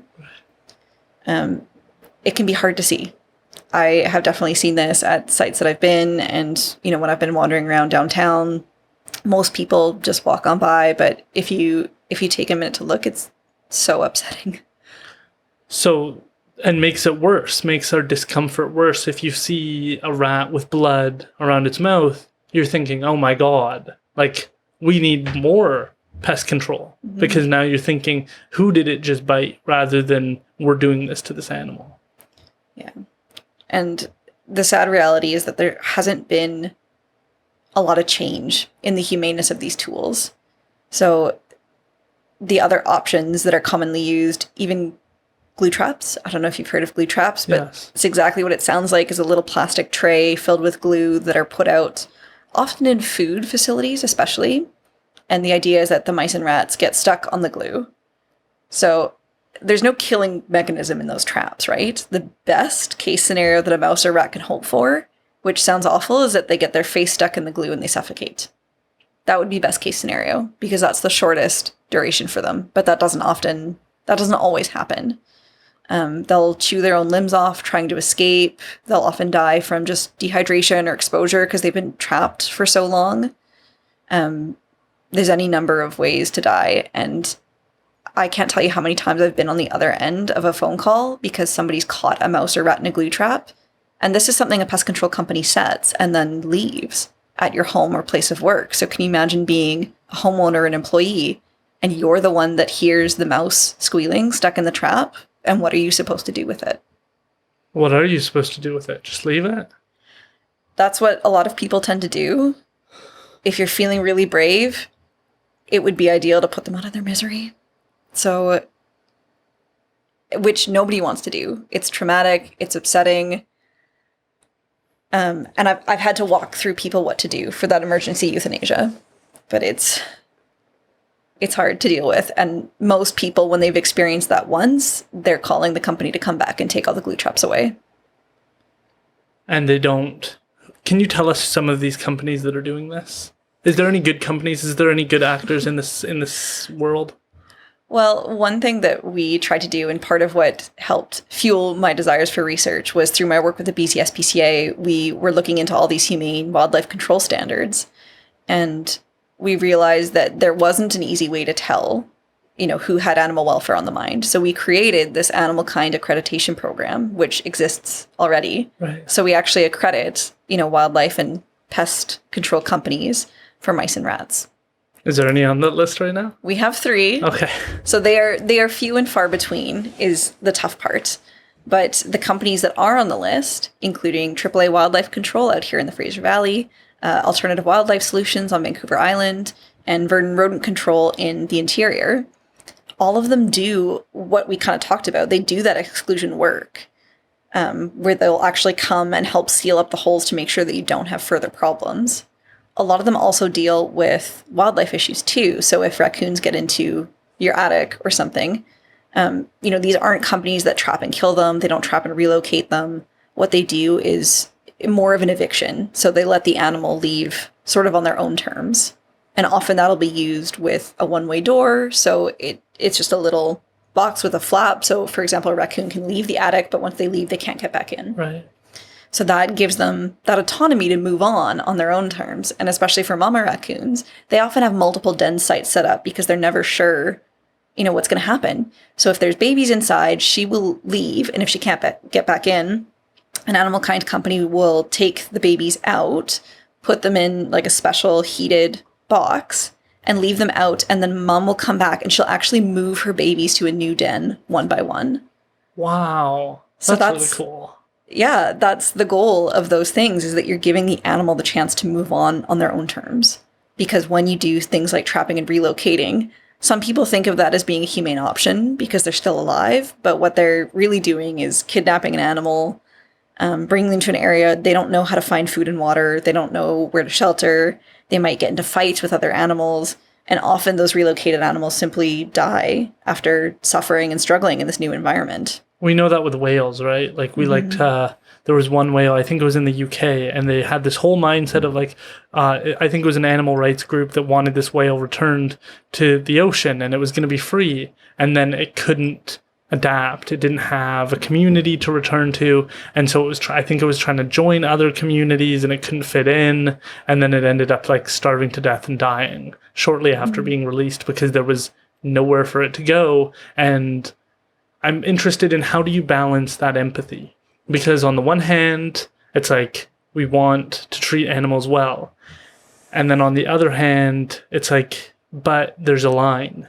Is that hard for people in your industry to square? Is it hard for you to square, which is like, yeah, you don't want rats and we want them to not have to be killed, but once they're on that glue trap, I have to walk them through how to take that life. Is that hard to balance?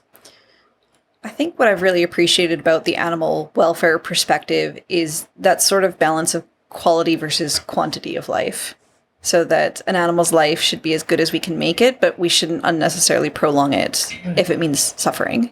Right. Interesting that you brought up the example of whales, because one of the things that SPCA is advocating for and the work that I'm very proud of is that, we've known for a long time, for example, that elephants don't do well in captivity. They are social creatures with long-ranging home distances, and we've created a number of sanctuaries where elephants, even though they can't necessarily be released to the wild because they're no longer equipped with the tools to survive, we do have these sanctuaries that can meet all of their needs and still allow them to live a good life. Oh.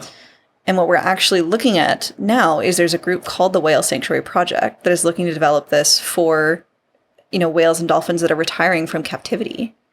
So rather than being in small tanks that are the size of bathtubs that don't allow them to express any natural behaviors, the whale sanctuary is actually looking for an open sea pen system where they'd be in ocean temperatures, in a natural environment. There's probably going to have to be some supplemental feeding, but they would be given all of that extra space. And even though they may not be able to return to the wild, they still have that chance to live a good quality of life. Right. That's really inspiring. Does that make it all worthwhile to see sort of the dark place that we're in, to see small steps being taken in a better direction? Does that re-inspire?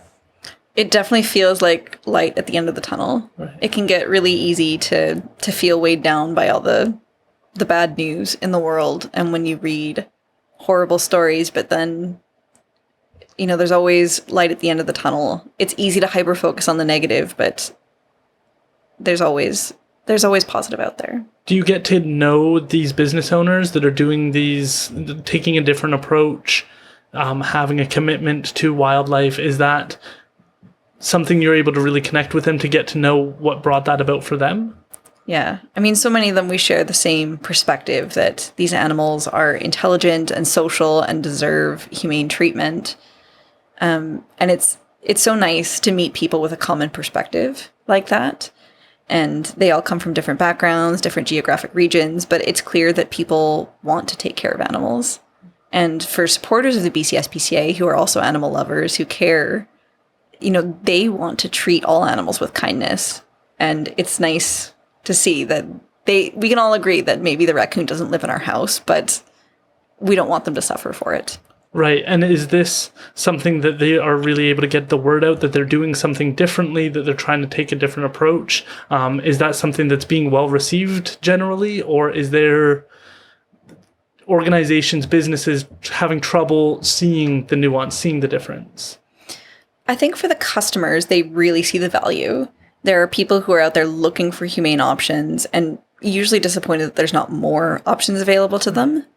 But I have started seeing over, even the last 10 years in this field, that there's more and more of these companies popping up. Right. Or more companies that are trying to adopt more of this stance. And I think they're seeing the need. And part of that social shift to the companies will come from a customer demand saying, no, I don't want you to put out a poison box. I want you to solve the rodent problem, or I want you to rodent-proof my home and make sure they can't get back in. Right. And the movements from government, it sounds like we're moving in a better direction, that they're being open-minded.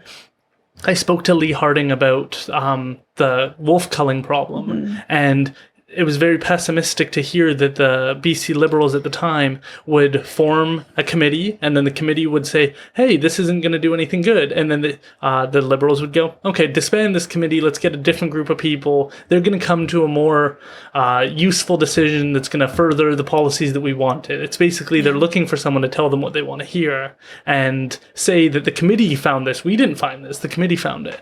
That was kind of alarming to me. Is this what you see? Are people being more open-minded now? Are we moving in a better direction at a government level? I want to say yes.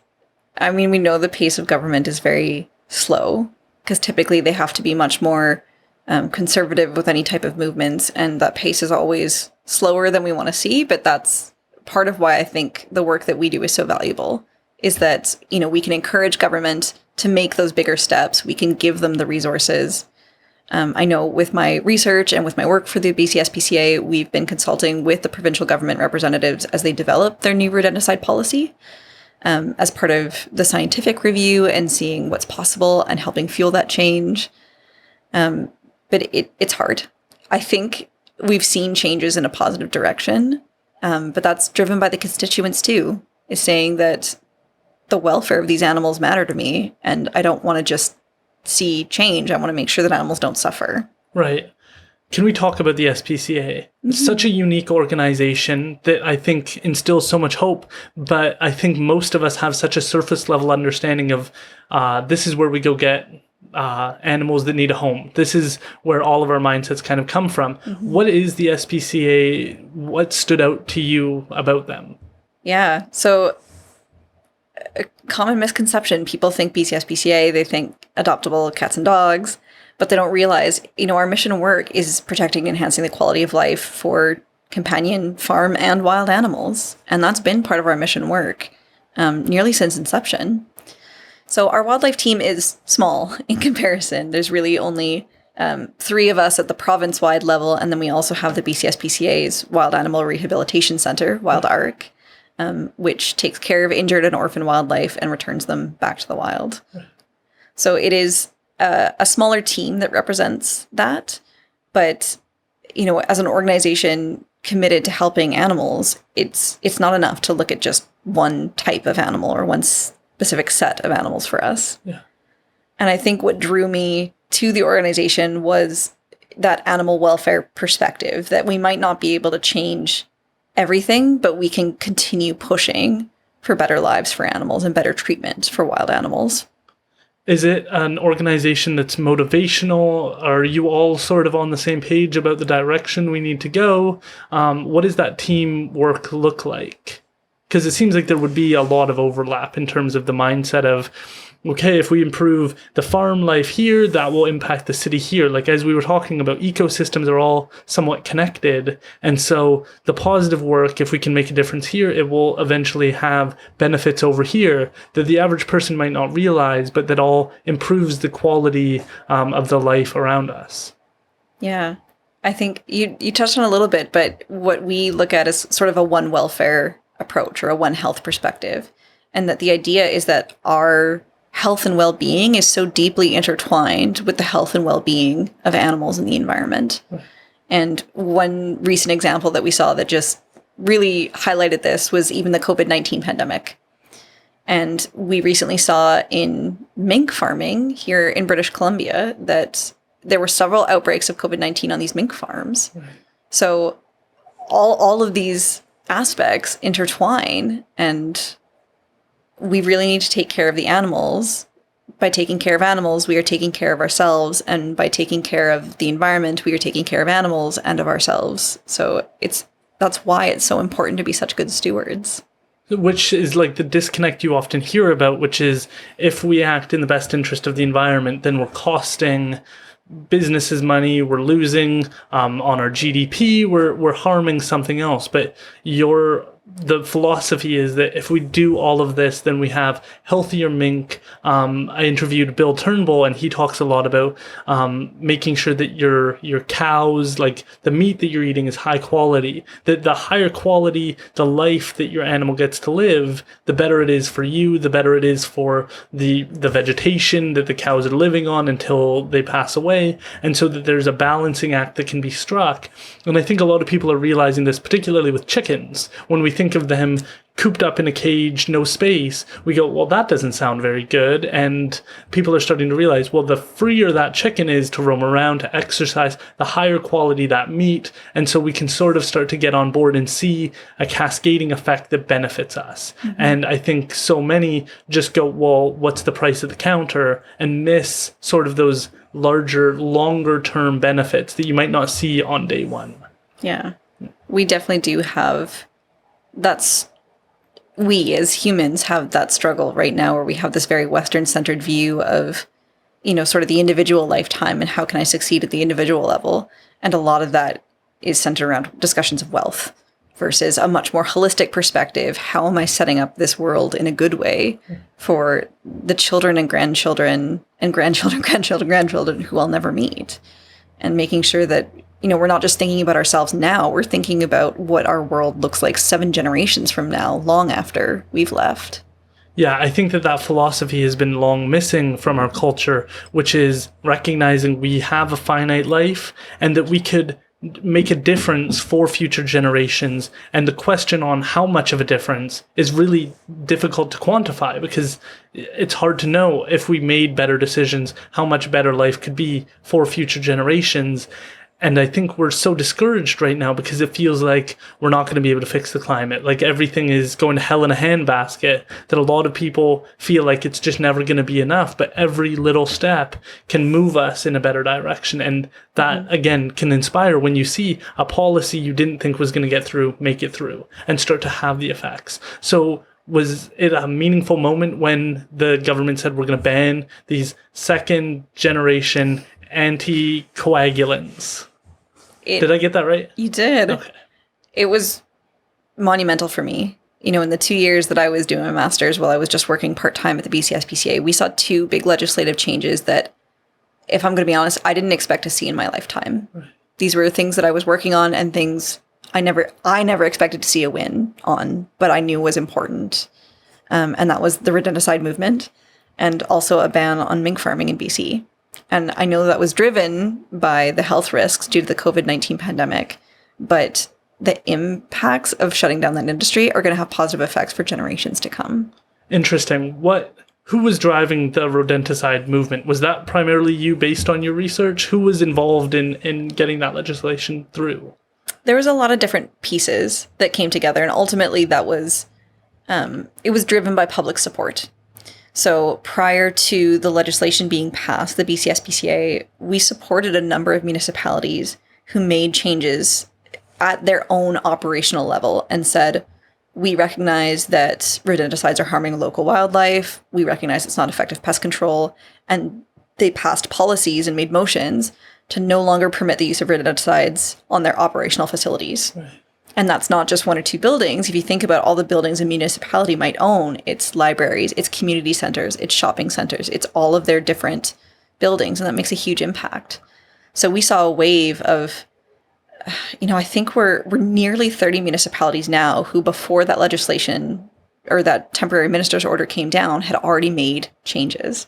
So if you can imagine being at the province and knowing this is an issue and now seeing all these municipalities say on paper, we know this is an issue and we recognize. So I think that wave of municipalities making support really drove the province's decision. That's fascinating, because from a legal perspective, we often talk about how we try and resolve issues at a local level. And so we have the provincial court, that's usually in your city or your municipality or a couple of cities away, and then it moves up to the BC Supreme Court. And then it works its way up and it goes into the BC Court of Appeals. Then it goes all the way up to the Canadian Supreme Court, and that's where final decisions are made. And so you always start at that local level. And so is that kind of the rubric for success, to say if we can get a municipality to do that, then we can kind of demonstrate changes, we can show what the benefits and the cons are, and then we can see if this can be expanded out? It's not the only way, but it is a very effective way. So we've seen some of those, the bottom-up changes, right? So the communities making that support, and then the higher levels of government recognizing that this is an issue that matters to their constituents.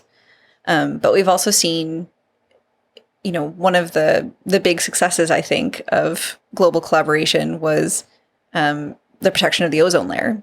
So back when we saw crisis levels, we were seeing holes in the ozone. People realized that CFCs were causing the degradation of the ozone. They believed the scientists who published those reports, and governments across the world were banning them. And so that was a very top-down approach where the governments believed the scientists, they made the regulations. It trickled down to the consumers who now had no option but to make an environmentally conscious decision. And we saw a reversal. That might be one of the greatest global successes we've ever seen. I really love that one. You're not the first. Like, Lee Harding was the first one to sort of bring it up. And it is such a strong example. And it's really unfortunate that we can't seem to get on the same page as much as we think we are. I'm interested in your thoughts on that. Right now it is very traditional conservative to be skeptical of climate change. And I think, I try not to have just one position. Their argument is basically we've always had ebbs and flows in this. The very clear other argument is look at any graph and you're going to see things are just getting worse. It's even if you're struggling with the idea, there's no doubt that when humans move into an area, we seem to just muck it up. Like, we just don't take care of things. We're not experts on everything, so we kind of just make decisions and then go, oh, look at what we did, like, our bad. You think of the BP oil spill, it was like, whoops, and it's like, well, that's not very helpful. We seem to be very make decisions and then look at the consequences 20 years down the line. That at scale around the world is going to have huge consequences long term. The challenge, I think, is we're in this weird conversation about where should pipelines be. In terms of Russia is now, we're not working with them. We saw those prices go up. Mm-hmm. Some people are skeptical as to why it was such a steep increase. But there's this feeling that we were sort of just, for a long time, exporting our problems. And rather than saying, how are we going to make this sustainable, we were like, well, we'll stop doing it, and then we'll just have Russia do it, or Saudi Arabia do it, and they'll pay all the consequences. And then we'll be over here and we'll feel good that we're moving in a better direction, and we're off of like making our own oil, but we've exported it somewhere else. And now we're kind of alive to the idea, well, we can't do that because now we're very vulnerable in terms of energy. I just talked to somebody who was in Germany and they were like, every night on the news right now, it's all about energy crisis because they were almost like, they were very reliant on Russia and now they're not allowed to be. And so now they're like, what are we going to do? And so they're making rules around how much you can use your AC, how much you can heat your house. And so it's waking us up to the fact that we're on a planet and we can't export the problems that we have off of the planet. And climate change is a planetary problem. It's not a Canada problem. It's not a US problem. It's a global challenge. And we have to figure out the worst actors and start to address it. Mm-hmm. So do you feel like it feels like it's sometimes 50-50. There's climate people who are skeptical and there's climate people who are 100% we're going to hell in a handbasket and we're all going to roast like on a fire and die. Mm-hmm. And it feels like there's those two camps. But when you see something like this come through, in Chilliwack, we just started banning single-use plastics on a municipal level. And so, again, to your point, that can reach other municipalities and they go, hey, well, it's not so bad. We're not dying. We're not able to drink our smoothies and our Slurpees. We figured it out. We're going to be okay. And so do you feel like there's much more hope to be found and that these two kind of camps are not as accurate as we think, where change is happening? It's more behind the scenes. We like to have our philosophical debates about how the world is. And the real work is still getting done despite these two camps that seem to disagree. It probably does slow the progress. Right. Like, change could be more rapid if everyone was unified in that approach. But I do think that we are still making progress. We could be making more progress. And there's things like, if we bring it back to the pipeline debate, one of the biggest reasons in favor is that our reliance on fossil fuels and petro products isn't going anywhere. But on the flip side, it's not going anywhere if we don't make meaningful investment into those resources. And sometimes those projects arguably may divert resources that could otherwise be used elsewhere. So we have yet to meaningfully invest in a reasonable alternative. And I think the federal government recently announced that they were planning to build an electric car manufacturing facility in Canada. And that's one of the ways that we can meaningfully invest in these, because the crisis right now we're seeing is that even if people want to switch to an electric vehicle, which is a great option in BC where all our power is mostly driven by hydro, they are on 5-year waiting lists just to get the vehicle. Yeah, I think that that is a huge challenge, which is people don't even recognize now how close, at least in BC, we are to being sustainable. And we've got to be more proud of that, I think. I think we need to appreciate the advancements behind the scenes that other people made before us that have put us in a different position than so many other people. Because we get kind of... It's depressing to think about that we're destroying the planet, that we're wrecking things. But here in BC, if you do own a Tesla, you're nearly 100% renewable. You're getting really close to that goal.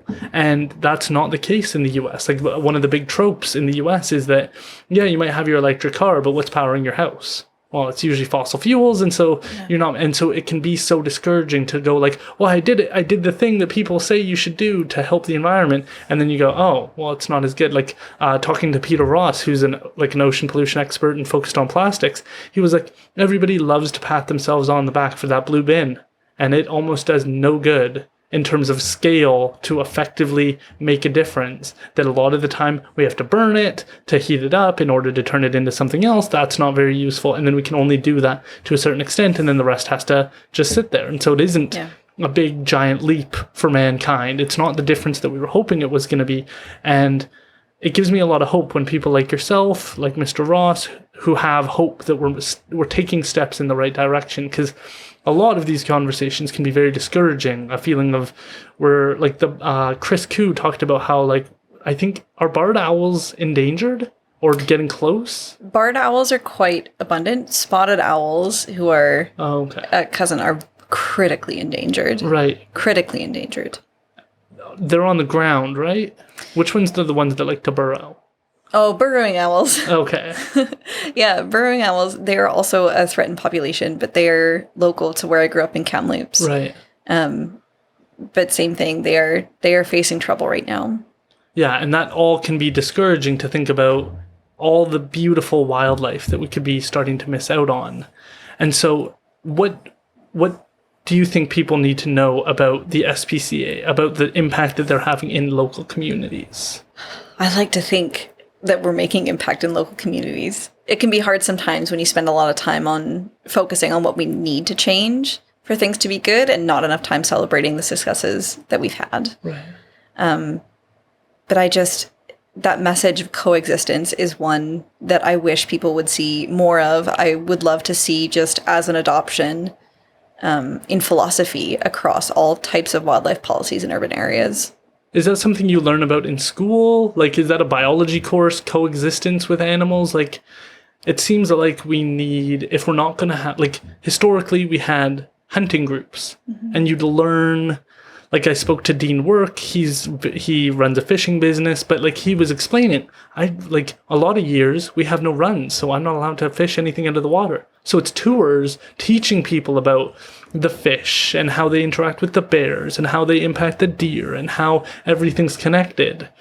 It seems like that's what was really missing from so many biology courses in high school, which is, hey, look at that, we're all connected, and treat things nicely and be kind and thoughtful and empathetic. It seems like that's a course that we could use more of, this relationship that we have with the environment, that there is a way to coexist. And it's always inspiring to talk to people who care about nature. But it seems so weird that we need to be told that it's something where I didn't know all the birds until I sat down with Chris Koo. I didn't understand all the nuances of bees until I sat down with Paul. And so it seems like there's a gap between the average person doing their 9 to 5 and the important relationship we have with nature. Do you think that there's a way to bridge this divide? We are certainly losing that more and more over time. One of the most fundamental courses for me was in my 3rd year. There's 2 sort of introductory courses on animal welfare. And even though I consider myself a thoughtful person who loves animals, there was just so much that I learned that year that I hadn't considered, or different types of animals that I hadn't considered the ways we harm them. But I don't think it's all about a course. I think so much of my learning was out on the land and actually spending time outside, appreciating nature. And we see that all the time, that people are more likely to care when they spend time there. So I think there's almost a case to be made for rewilding people. Yeah. You know, we need to get kids not necessarily on more playgrounds, but climbing more trees, picking more berries, and just getting more in touch with the land that we live on and the plants and animals that sustain that environment in our lives. Yeah, there's one kids daycare preschool that's 100% on the Veta River here, and they don't have a classroom. They just go out and enjoy nature every day, whether it's raining, whether it's sunny out. And I've had Dean, who had his granddaughter on, and then Tim, who had his child on, and they were both like, "This is so like I wish I had this as a kid. Like I wish this was how I was taught." But what do we do about adults? We have this terrible saying, which is you can't teach an old dog new tricks, which I really don't believe. Like, I think universities are doing a better job at telling even older people, hey, come learn, come be open-minded, with documentaries abundant on Netflix about the environment, about what's going on, about how we can treat it better, about the problems that are taking place. It seems like we're really waking up to the fact that we are stewards. And so how do we go about getting the word out, particularly on the issues that the SPCA is focused on? Yeah. I mean, social media has made such a change in our lives. And, you know, we focus a lot on the negative, but there's a lot of positive in there too. And that so many of our supporters reach us or find out about animal issues through Facebook. And so they're getting that coexistence education in the palm of their hand. Mm-hmm. About how to live with different wild animals. Or if they, you know, they see a bear and they wonder, like, what do I do if I see a bear? They can punch that into their phone and have an answer right away. And the hope is that they reach humane messaging like ours. It's also, I think, another benefit of social media, particularly in BC, we see this all the time, is that it's encouraged people to get out in nature. You know, they can share that photo of them on a kayak or hiking in the mountains, and all of those experiences bring them closer to nature. Right. And sharing that photo and getting the likes, if that motivates them to do it, then great. Amazing. You're also, can you tell us just about your work with Sarah? Because I reached out to her, and I find it so inspirational when somebody's able to share another name and say, hey, this is the person you got to have on. And she communicated that very well. And so I'm just interested to know what role she's played as a mentor, as a guiding person. Yeah, I am so glad that Sarah had faith in me to refer me to this job. But I have so much to be grateful to Sarah for. She has been such an amazing mentor of mine. So as I mentioned, when I was doing my undergraduate work with the applied biology program at UBC, it was really in the third and fourth years when I was focused on the specific applied biology courses and aspects is when I met Sarah as a lecturer. And that was the first time that I understood that the BC SPCA was more than just adoptions.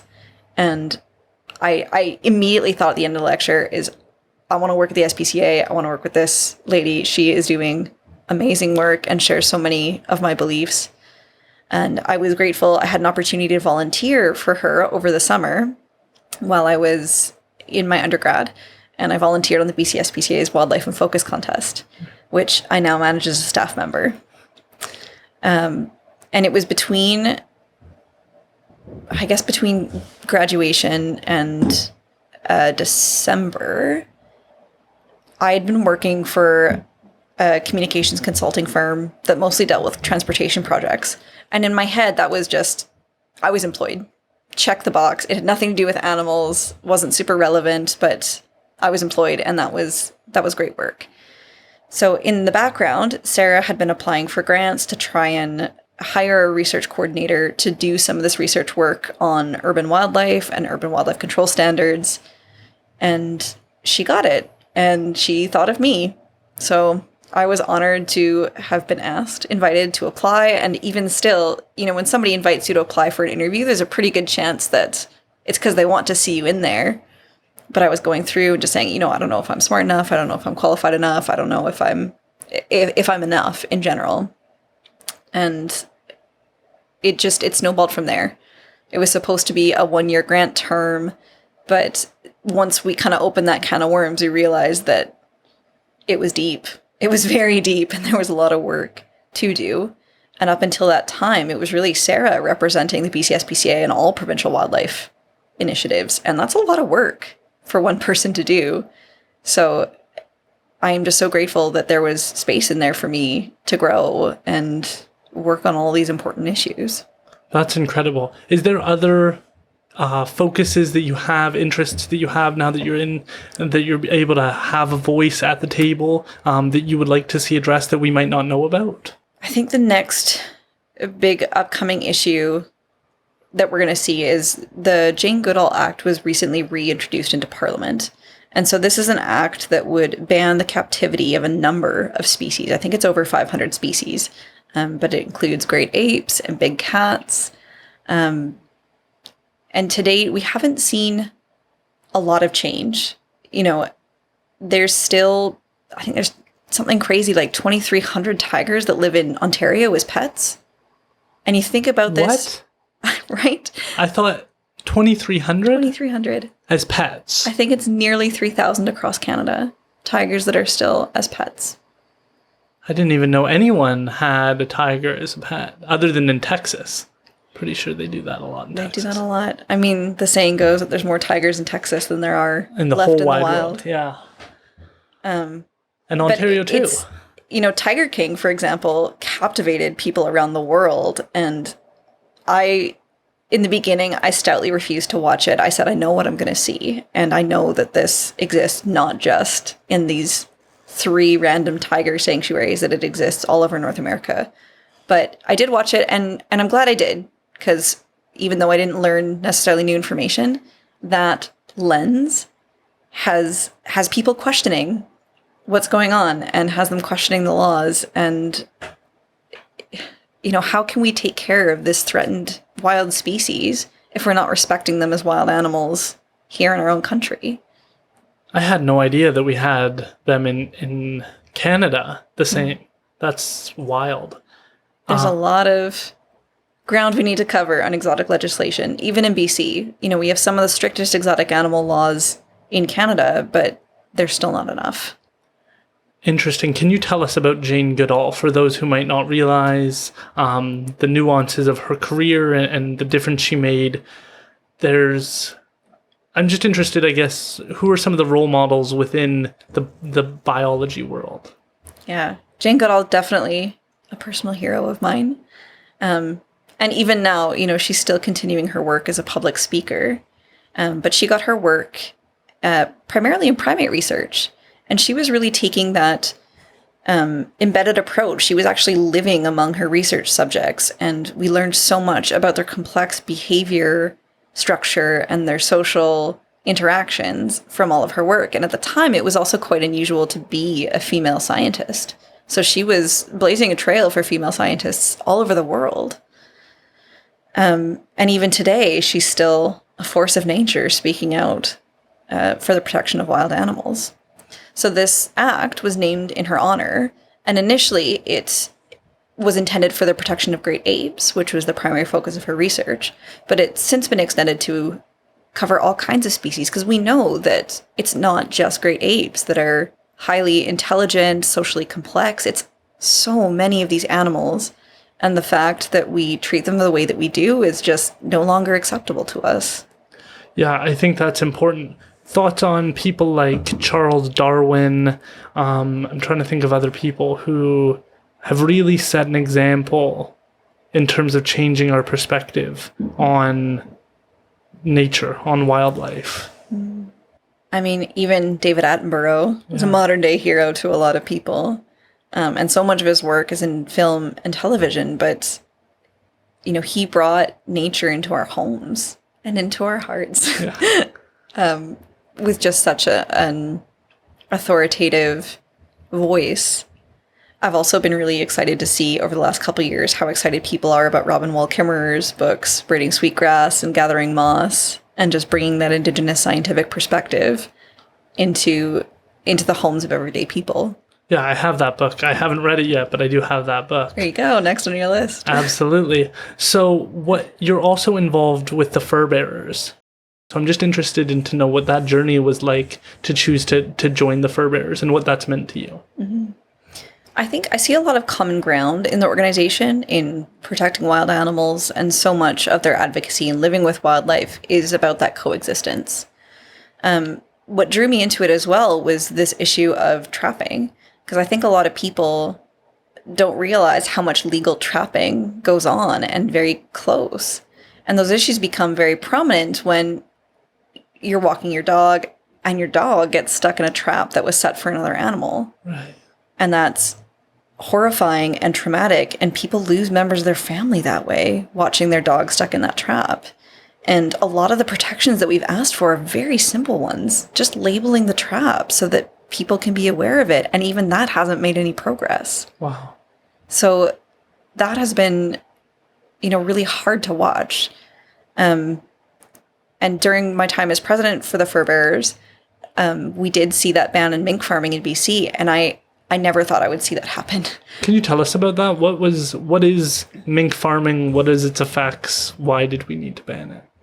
So it's exactly what it sounds like. So it's mink that have been captured, bred, and raised in captivity. And most of these furs don't stay in Canada. Most of them are exported as luxury goods. And it's not as simple as, the fur coats of old, where you see a big fur coat covered in just pellets. Mink oil is used for different cosmetics.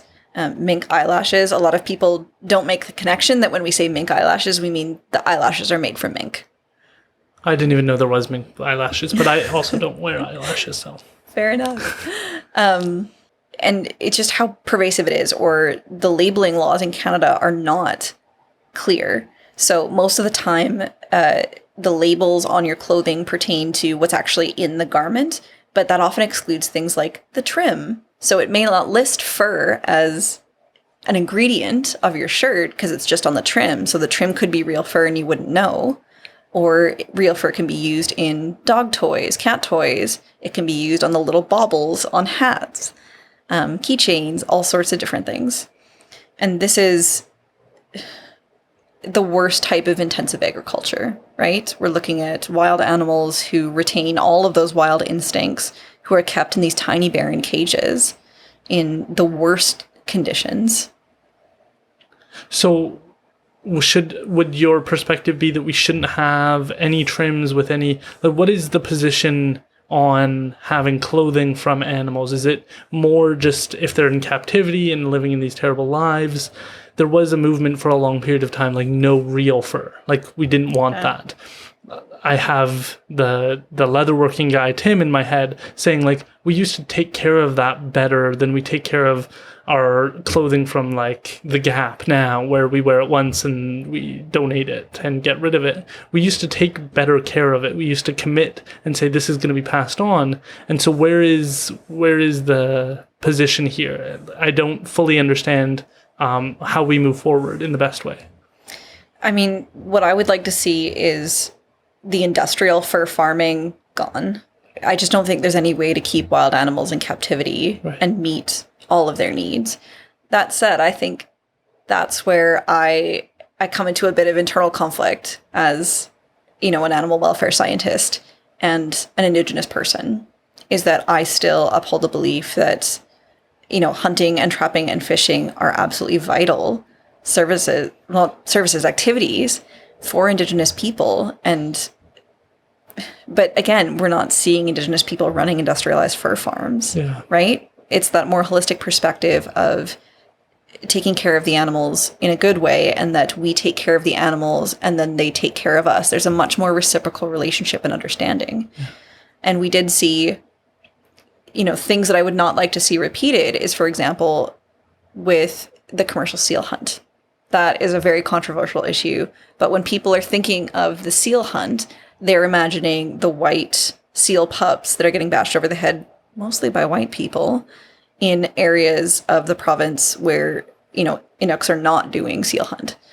And so Europe passed laws banning seal fur, not realizing that what they wanted to target was these like commercial fisheries that are in non-Indigenous folks making a profit. But what they did was harm Indigenous communities whose livelihoods were on harvesting and selling these furs.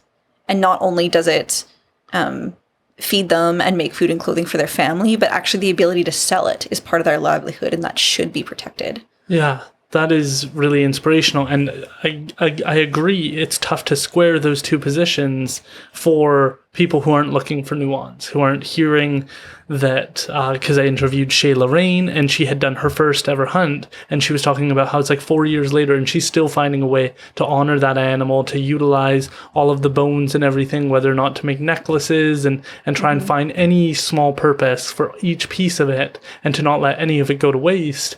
And yet, when you talk about corporations, oftentimes it's just trying to maximize profits, reduce losses, and so you end up with something like fish farms where they're causing harm to the ecosystem around it to such a large extent that we have to look at banning it. And if those corporations, again, were a little bit more open-minded, a little bit more considerate, they might have been able to survive if they had have done things differently. But there's such a resistance within corporations to environmental movements, broadly speaking, that it's so tough that they end up having to be banned from it, period, because they couldn't update their viewpoints. They couldn't adapt and go, hey, you know what? We'll take your ideas. We'll try and do the best of both worlds. We're going to try and hear out and like give us feedback on how we can do better. That way I don't go out of business. But it's like either we put you out of business or you destroy nature. It's like these are untenable positions to hold. Yeah, it is. It's hard. And so many of it boils down to issues with the internalized capitalism structure is that, you know, we've seen the loss of the family farm because it's not profitable. Therefore, we move into these giant monopolies or giant systems where instead of your farm, you know, providing for the local community around you, it's now these mega farms that are providing for the whole of the province and trying to distribute their products because they need to maximize profit. But it's not good for the animals. It's not good for the environment. But it's what's profitable, so it's what's persisted. That was what was heavy about talking to Mayor Henry Braun about the farmers who had to put down... I didn't even think about it until he said it, which is, again, I think a danger in being able to disconnect from the environment, which is that farmers had to put down their animals as the water was rising. They had to grab out guns and start shooting. And they had to call over neighbors. He was like, a lot of these farmers had raised these animals and couldn't imagine just killing them for nothing, for no, it's not like we're using it, it's not like we're going to harvest it, it's like we're killing it so that when the floods come, they don't drown. And like, to prevent future suffering. What a horrible, horrible thing to have to go through. And I think people worry about whether or not we're desensitized from like video games and stuff, but it's like part of us needs to be sensitized as to the impacts that the floods had on people. And I really haven't heard much about having to kill an animal just so it wouldn't drown to death. Like I didn't hear that. And I think we're worse off for that because then we have appreciation for that farmer in a different way we didn't have before. We have appreciation for the animals. We lost a lot of livestock during that, not just for our food, but like what an unnecessary waste of life.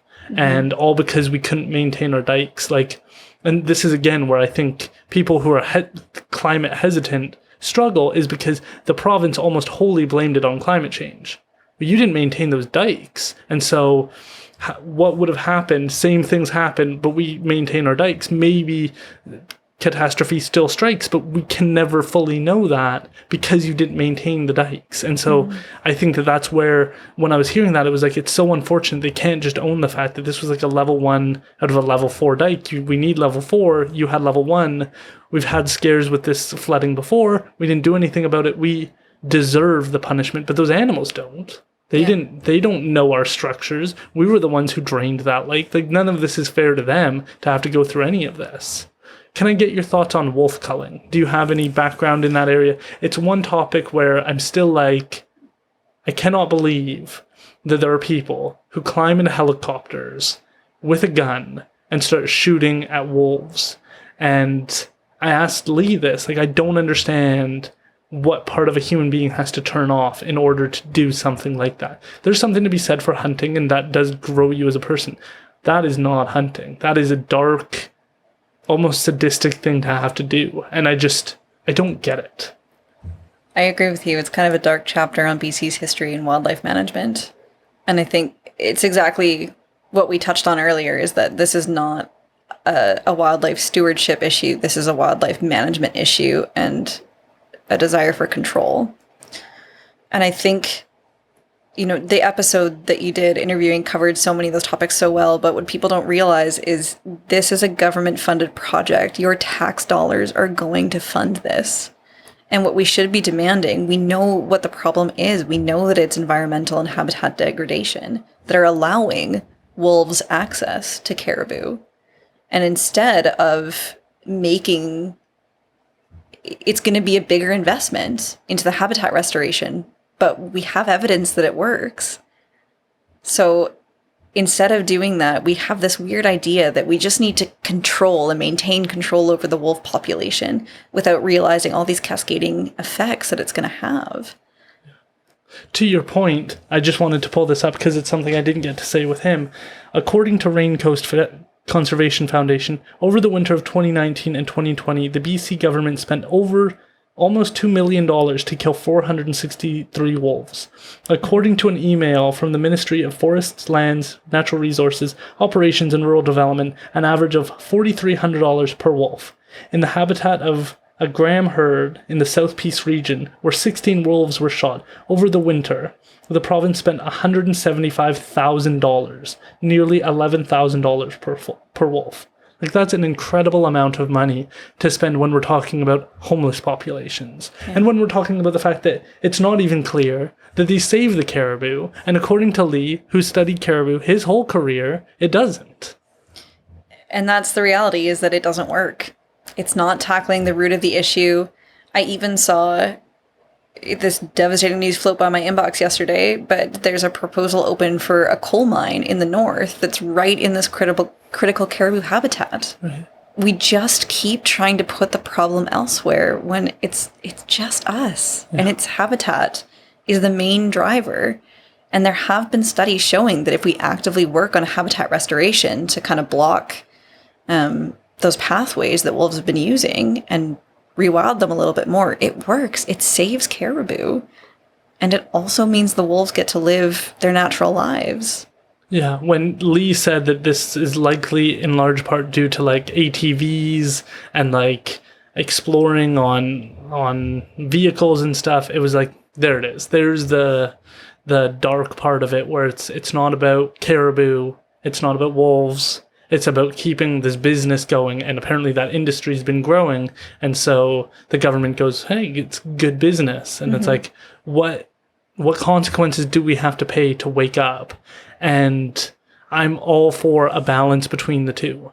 But there's no person that's going to sell me on the idea that shooting wolves from a plane is the correct balance, that is the perfect middle ground for us. Because, again, I think you have to let go of maybe a part of your soul. You have to turn something off to do that to an animal, to not care that much, to fly away 2 seconds later and not even see it suffer, see it struggle. Like, why can't I remember it? The name of the one with the deer, Bambi. It's like, yes. Like, imagine if that person just shot and like walked away and like didn't care at all. Like, that's terrible. That's inhumane. It's like, it's the worst aspect of a human being, is the capability of like that level of malevolence. The other piece I wanted to ask you about is there's this, your thoughts on BC not adopting the Canadian Council on Animal Care standards that guide the welfare and humane treatment. This might be outdated. I did ask Lee about it in, I think it was November. But do you know anything about that? Are we missing out on something? There's a lot of opportunities for different legislation and regulation. So where I primarily overlap with the Canadian Council on Animal Care is for research projects and animals used in science. So in research, testing, all of these facilities. So university institutions are bound to the Canadian Council on Animal Care, and they have an animal care committee and ethics committee that approves projects in efforts to reduce, replace, or refine the use of animals in science, or the 3 R's you may have heard. Reduce, refine, replace. Okay. So how can we reduce the total number of animals that are used in scientific projects? How can we replace them? So are there other options that don't involve animals? And if we can't, are there ways we can refine it? So how can we make sure that they're being better taken care of? And that could be improvements in their housing, in their diet, their social lives, anything to make them more comfortable. But if you're a private institution, you're not beholden to those at all. So if you're a private biomedical institution, you don't necessarily have that that standard that of care that's being met, and that's problematic. And we've seen so many flaws with animal testing. So, for example, 95% of trials in animals fail in humans. So I know a lot of people that think, maybe it's a bad thing that we're testing on mice, but hey, it's going to make it safer for me, right? It's not.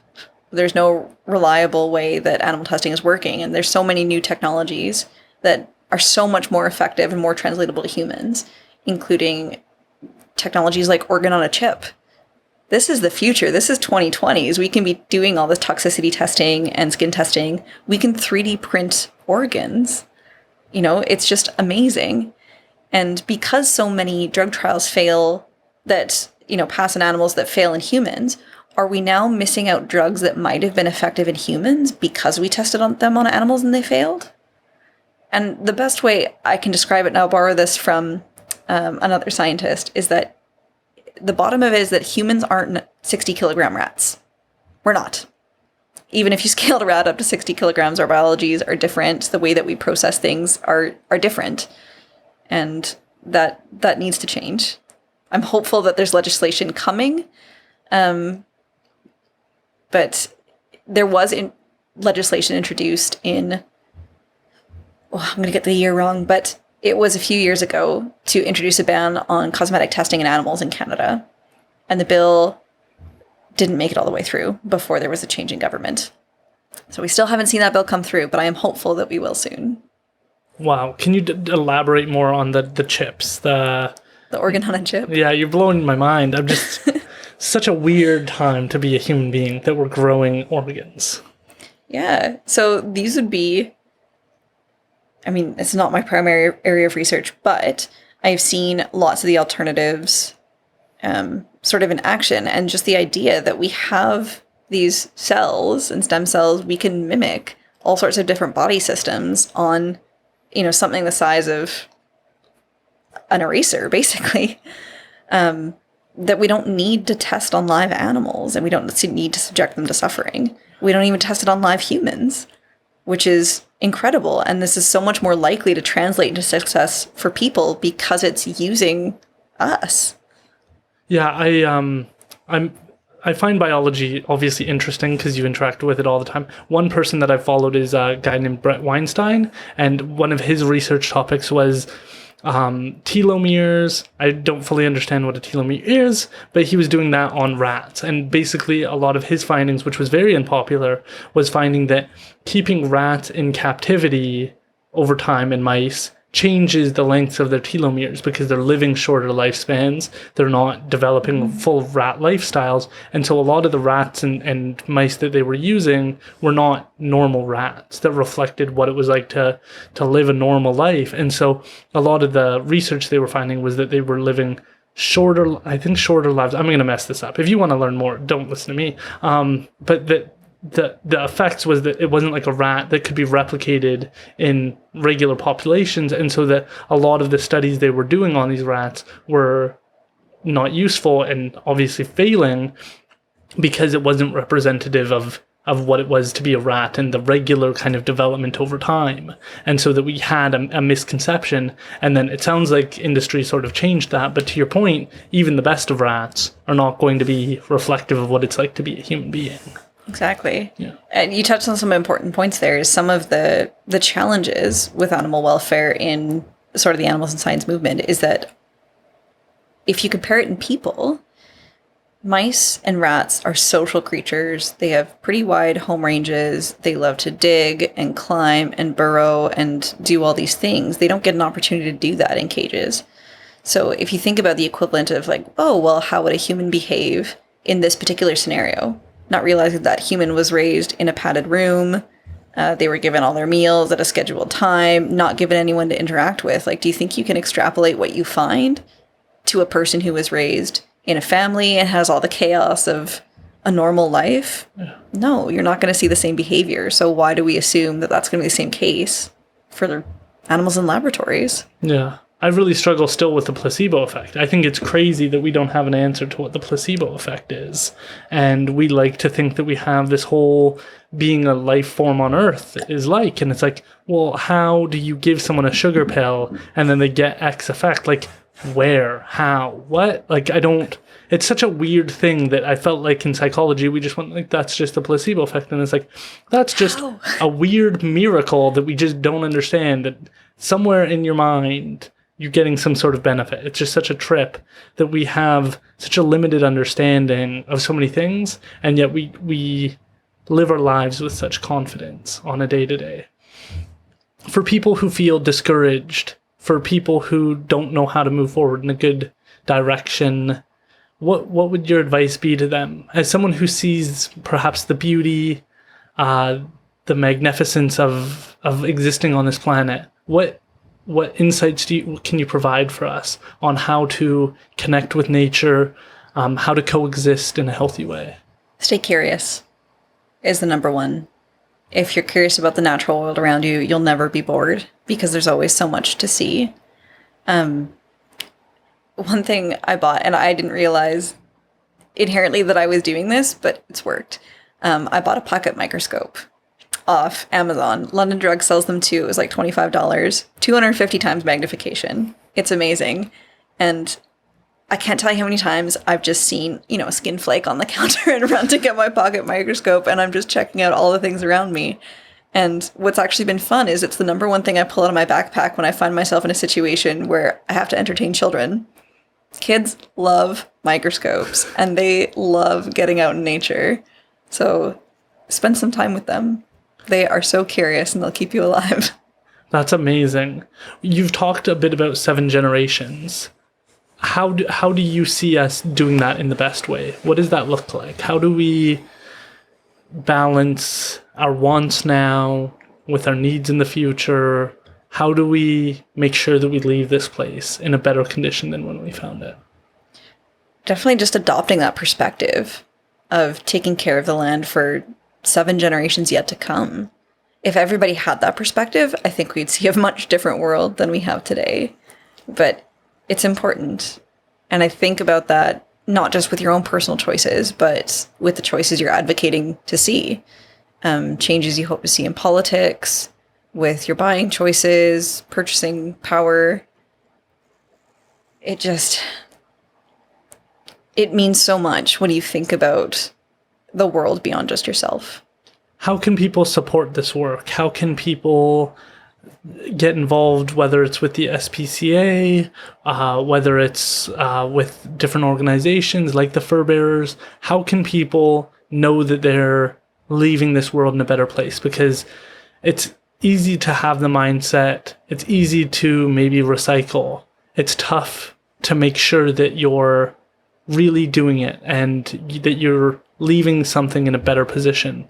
It's something that we need people to almost have like a medal for, that we need to reward them in a major way and say like, hey, you did this, not everybody else does this, and so pat yourself on the back, put this up in your house, put up a certificate that you give a shit, like be proud of like taking care of this planet. It feels like so many people and corporations are doing a good job of putting like a green leaf on their product and telling you that you care. And it scares me because, and I interviewed Joel Backen, who talks about the new corporation and how they're trying to have this socially just kind of approach, and they're not putting their money where their mouth is. But they put that little green leaf on, and then you as a consumer go, hey, I want the green leaf. I want to know that I'm doing the right thing. And so how do people make sure that they are making a positive difference? Whether it's municipal, provincial, whether it's with an organization, how do we make sure that we're putting our money where our mouth is?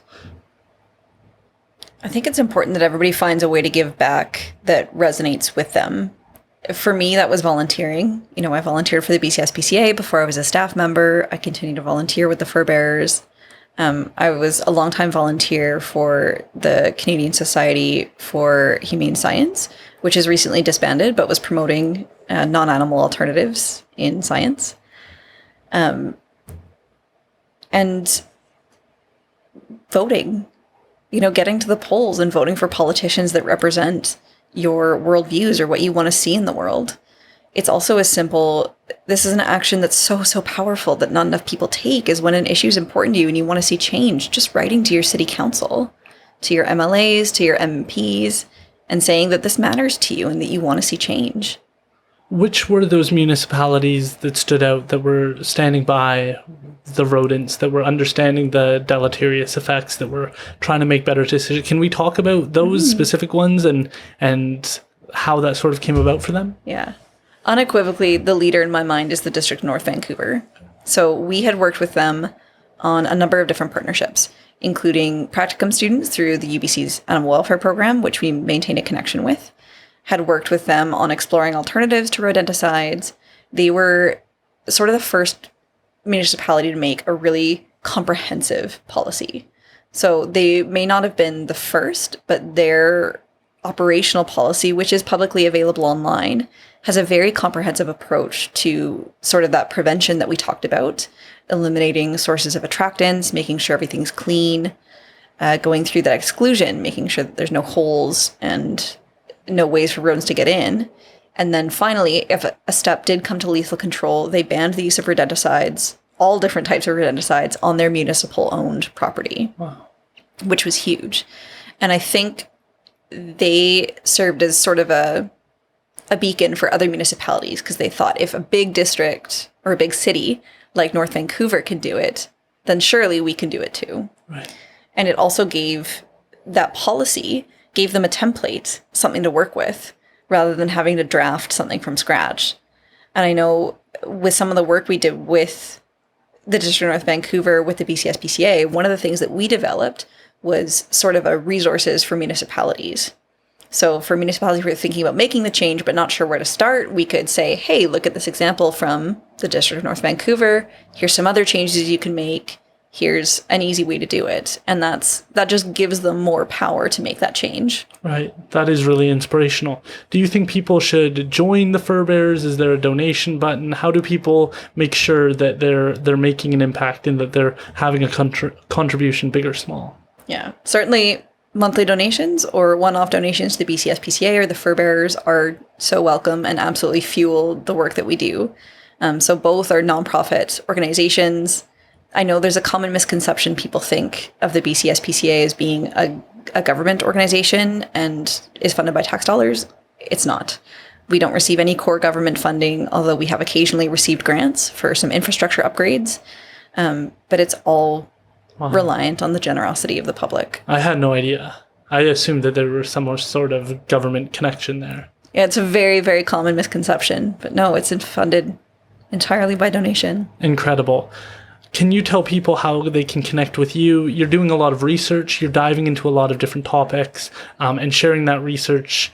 So how can people connect with you and stay up to date on the work that you're doing and the difference that you're trying to make? Yeah. I mean, you can find a lot of our educational work in the BC SPCA's bi-monthly Wild Sense newsletter. You can subscribe by just spca.bc.ca/wildsense. You can also stay up to date, particularly on the rodenticide front, by subscribing to our Science and Policy newsletter, which comes out just twice a year. Same with the Fur Bearers. You can always sign up for our newsletter to stay abreast of animal issues in BC and just stay well informed, and subscribe to the Defender Radio podcast. Absolutely. And I believe you're on LinkedIn, correct? I am on LinkedIn. You can always reach out to me there. Okay, perfect. I really appreciate you being willing to come all the way out here and share such important knowledge on what's going on in terms of taking care of the wildlife around us. We talk a lot about conservation. I think steps are being taken, but I think highlighting people like yourself who took the interest, who have pushed themselves to get outside your comfort zone, to share your knowledge. I think that sets such an important example for other people to try and get involved, whether it's picking up garbage, volunteering, donating. There's so many different ways people can make an impact. And I think the biggest challenge so many people face is they feel like they don't matter, that their voice doesn't matter, what they could do doesn't matter. It's not going to make that big of a difference. And so I think people like yourself remind that there is a core group of people who care, who are trying to act in the best interest of the environment, of the animals, and that want to have a healthy relationship with everything around us. So I appreciate everything that you're doing. I found this conversation super interesting, and we just did over 2.5 hours. Oh, wow. Well, thank you so much for having me. I was really honored to be invited. It was such a pleasure. Thank you.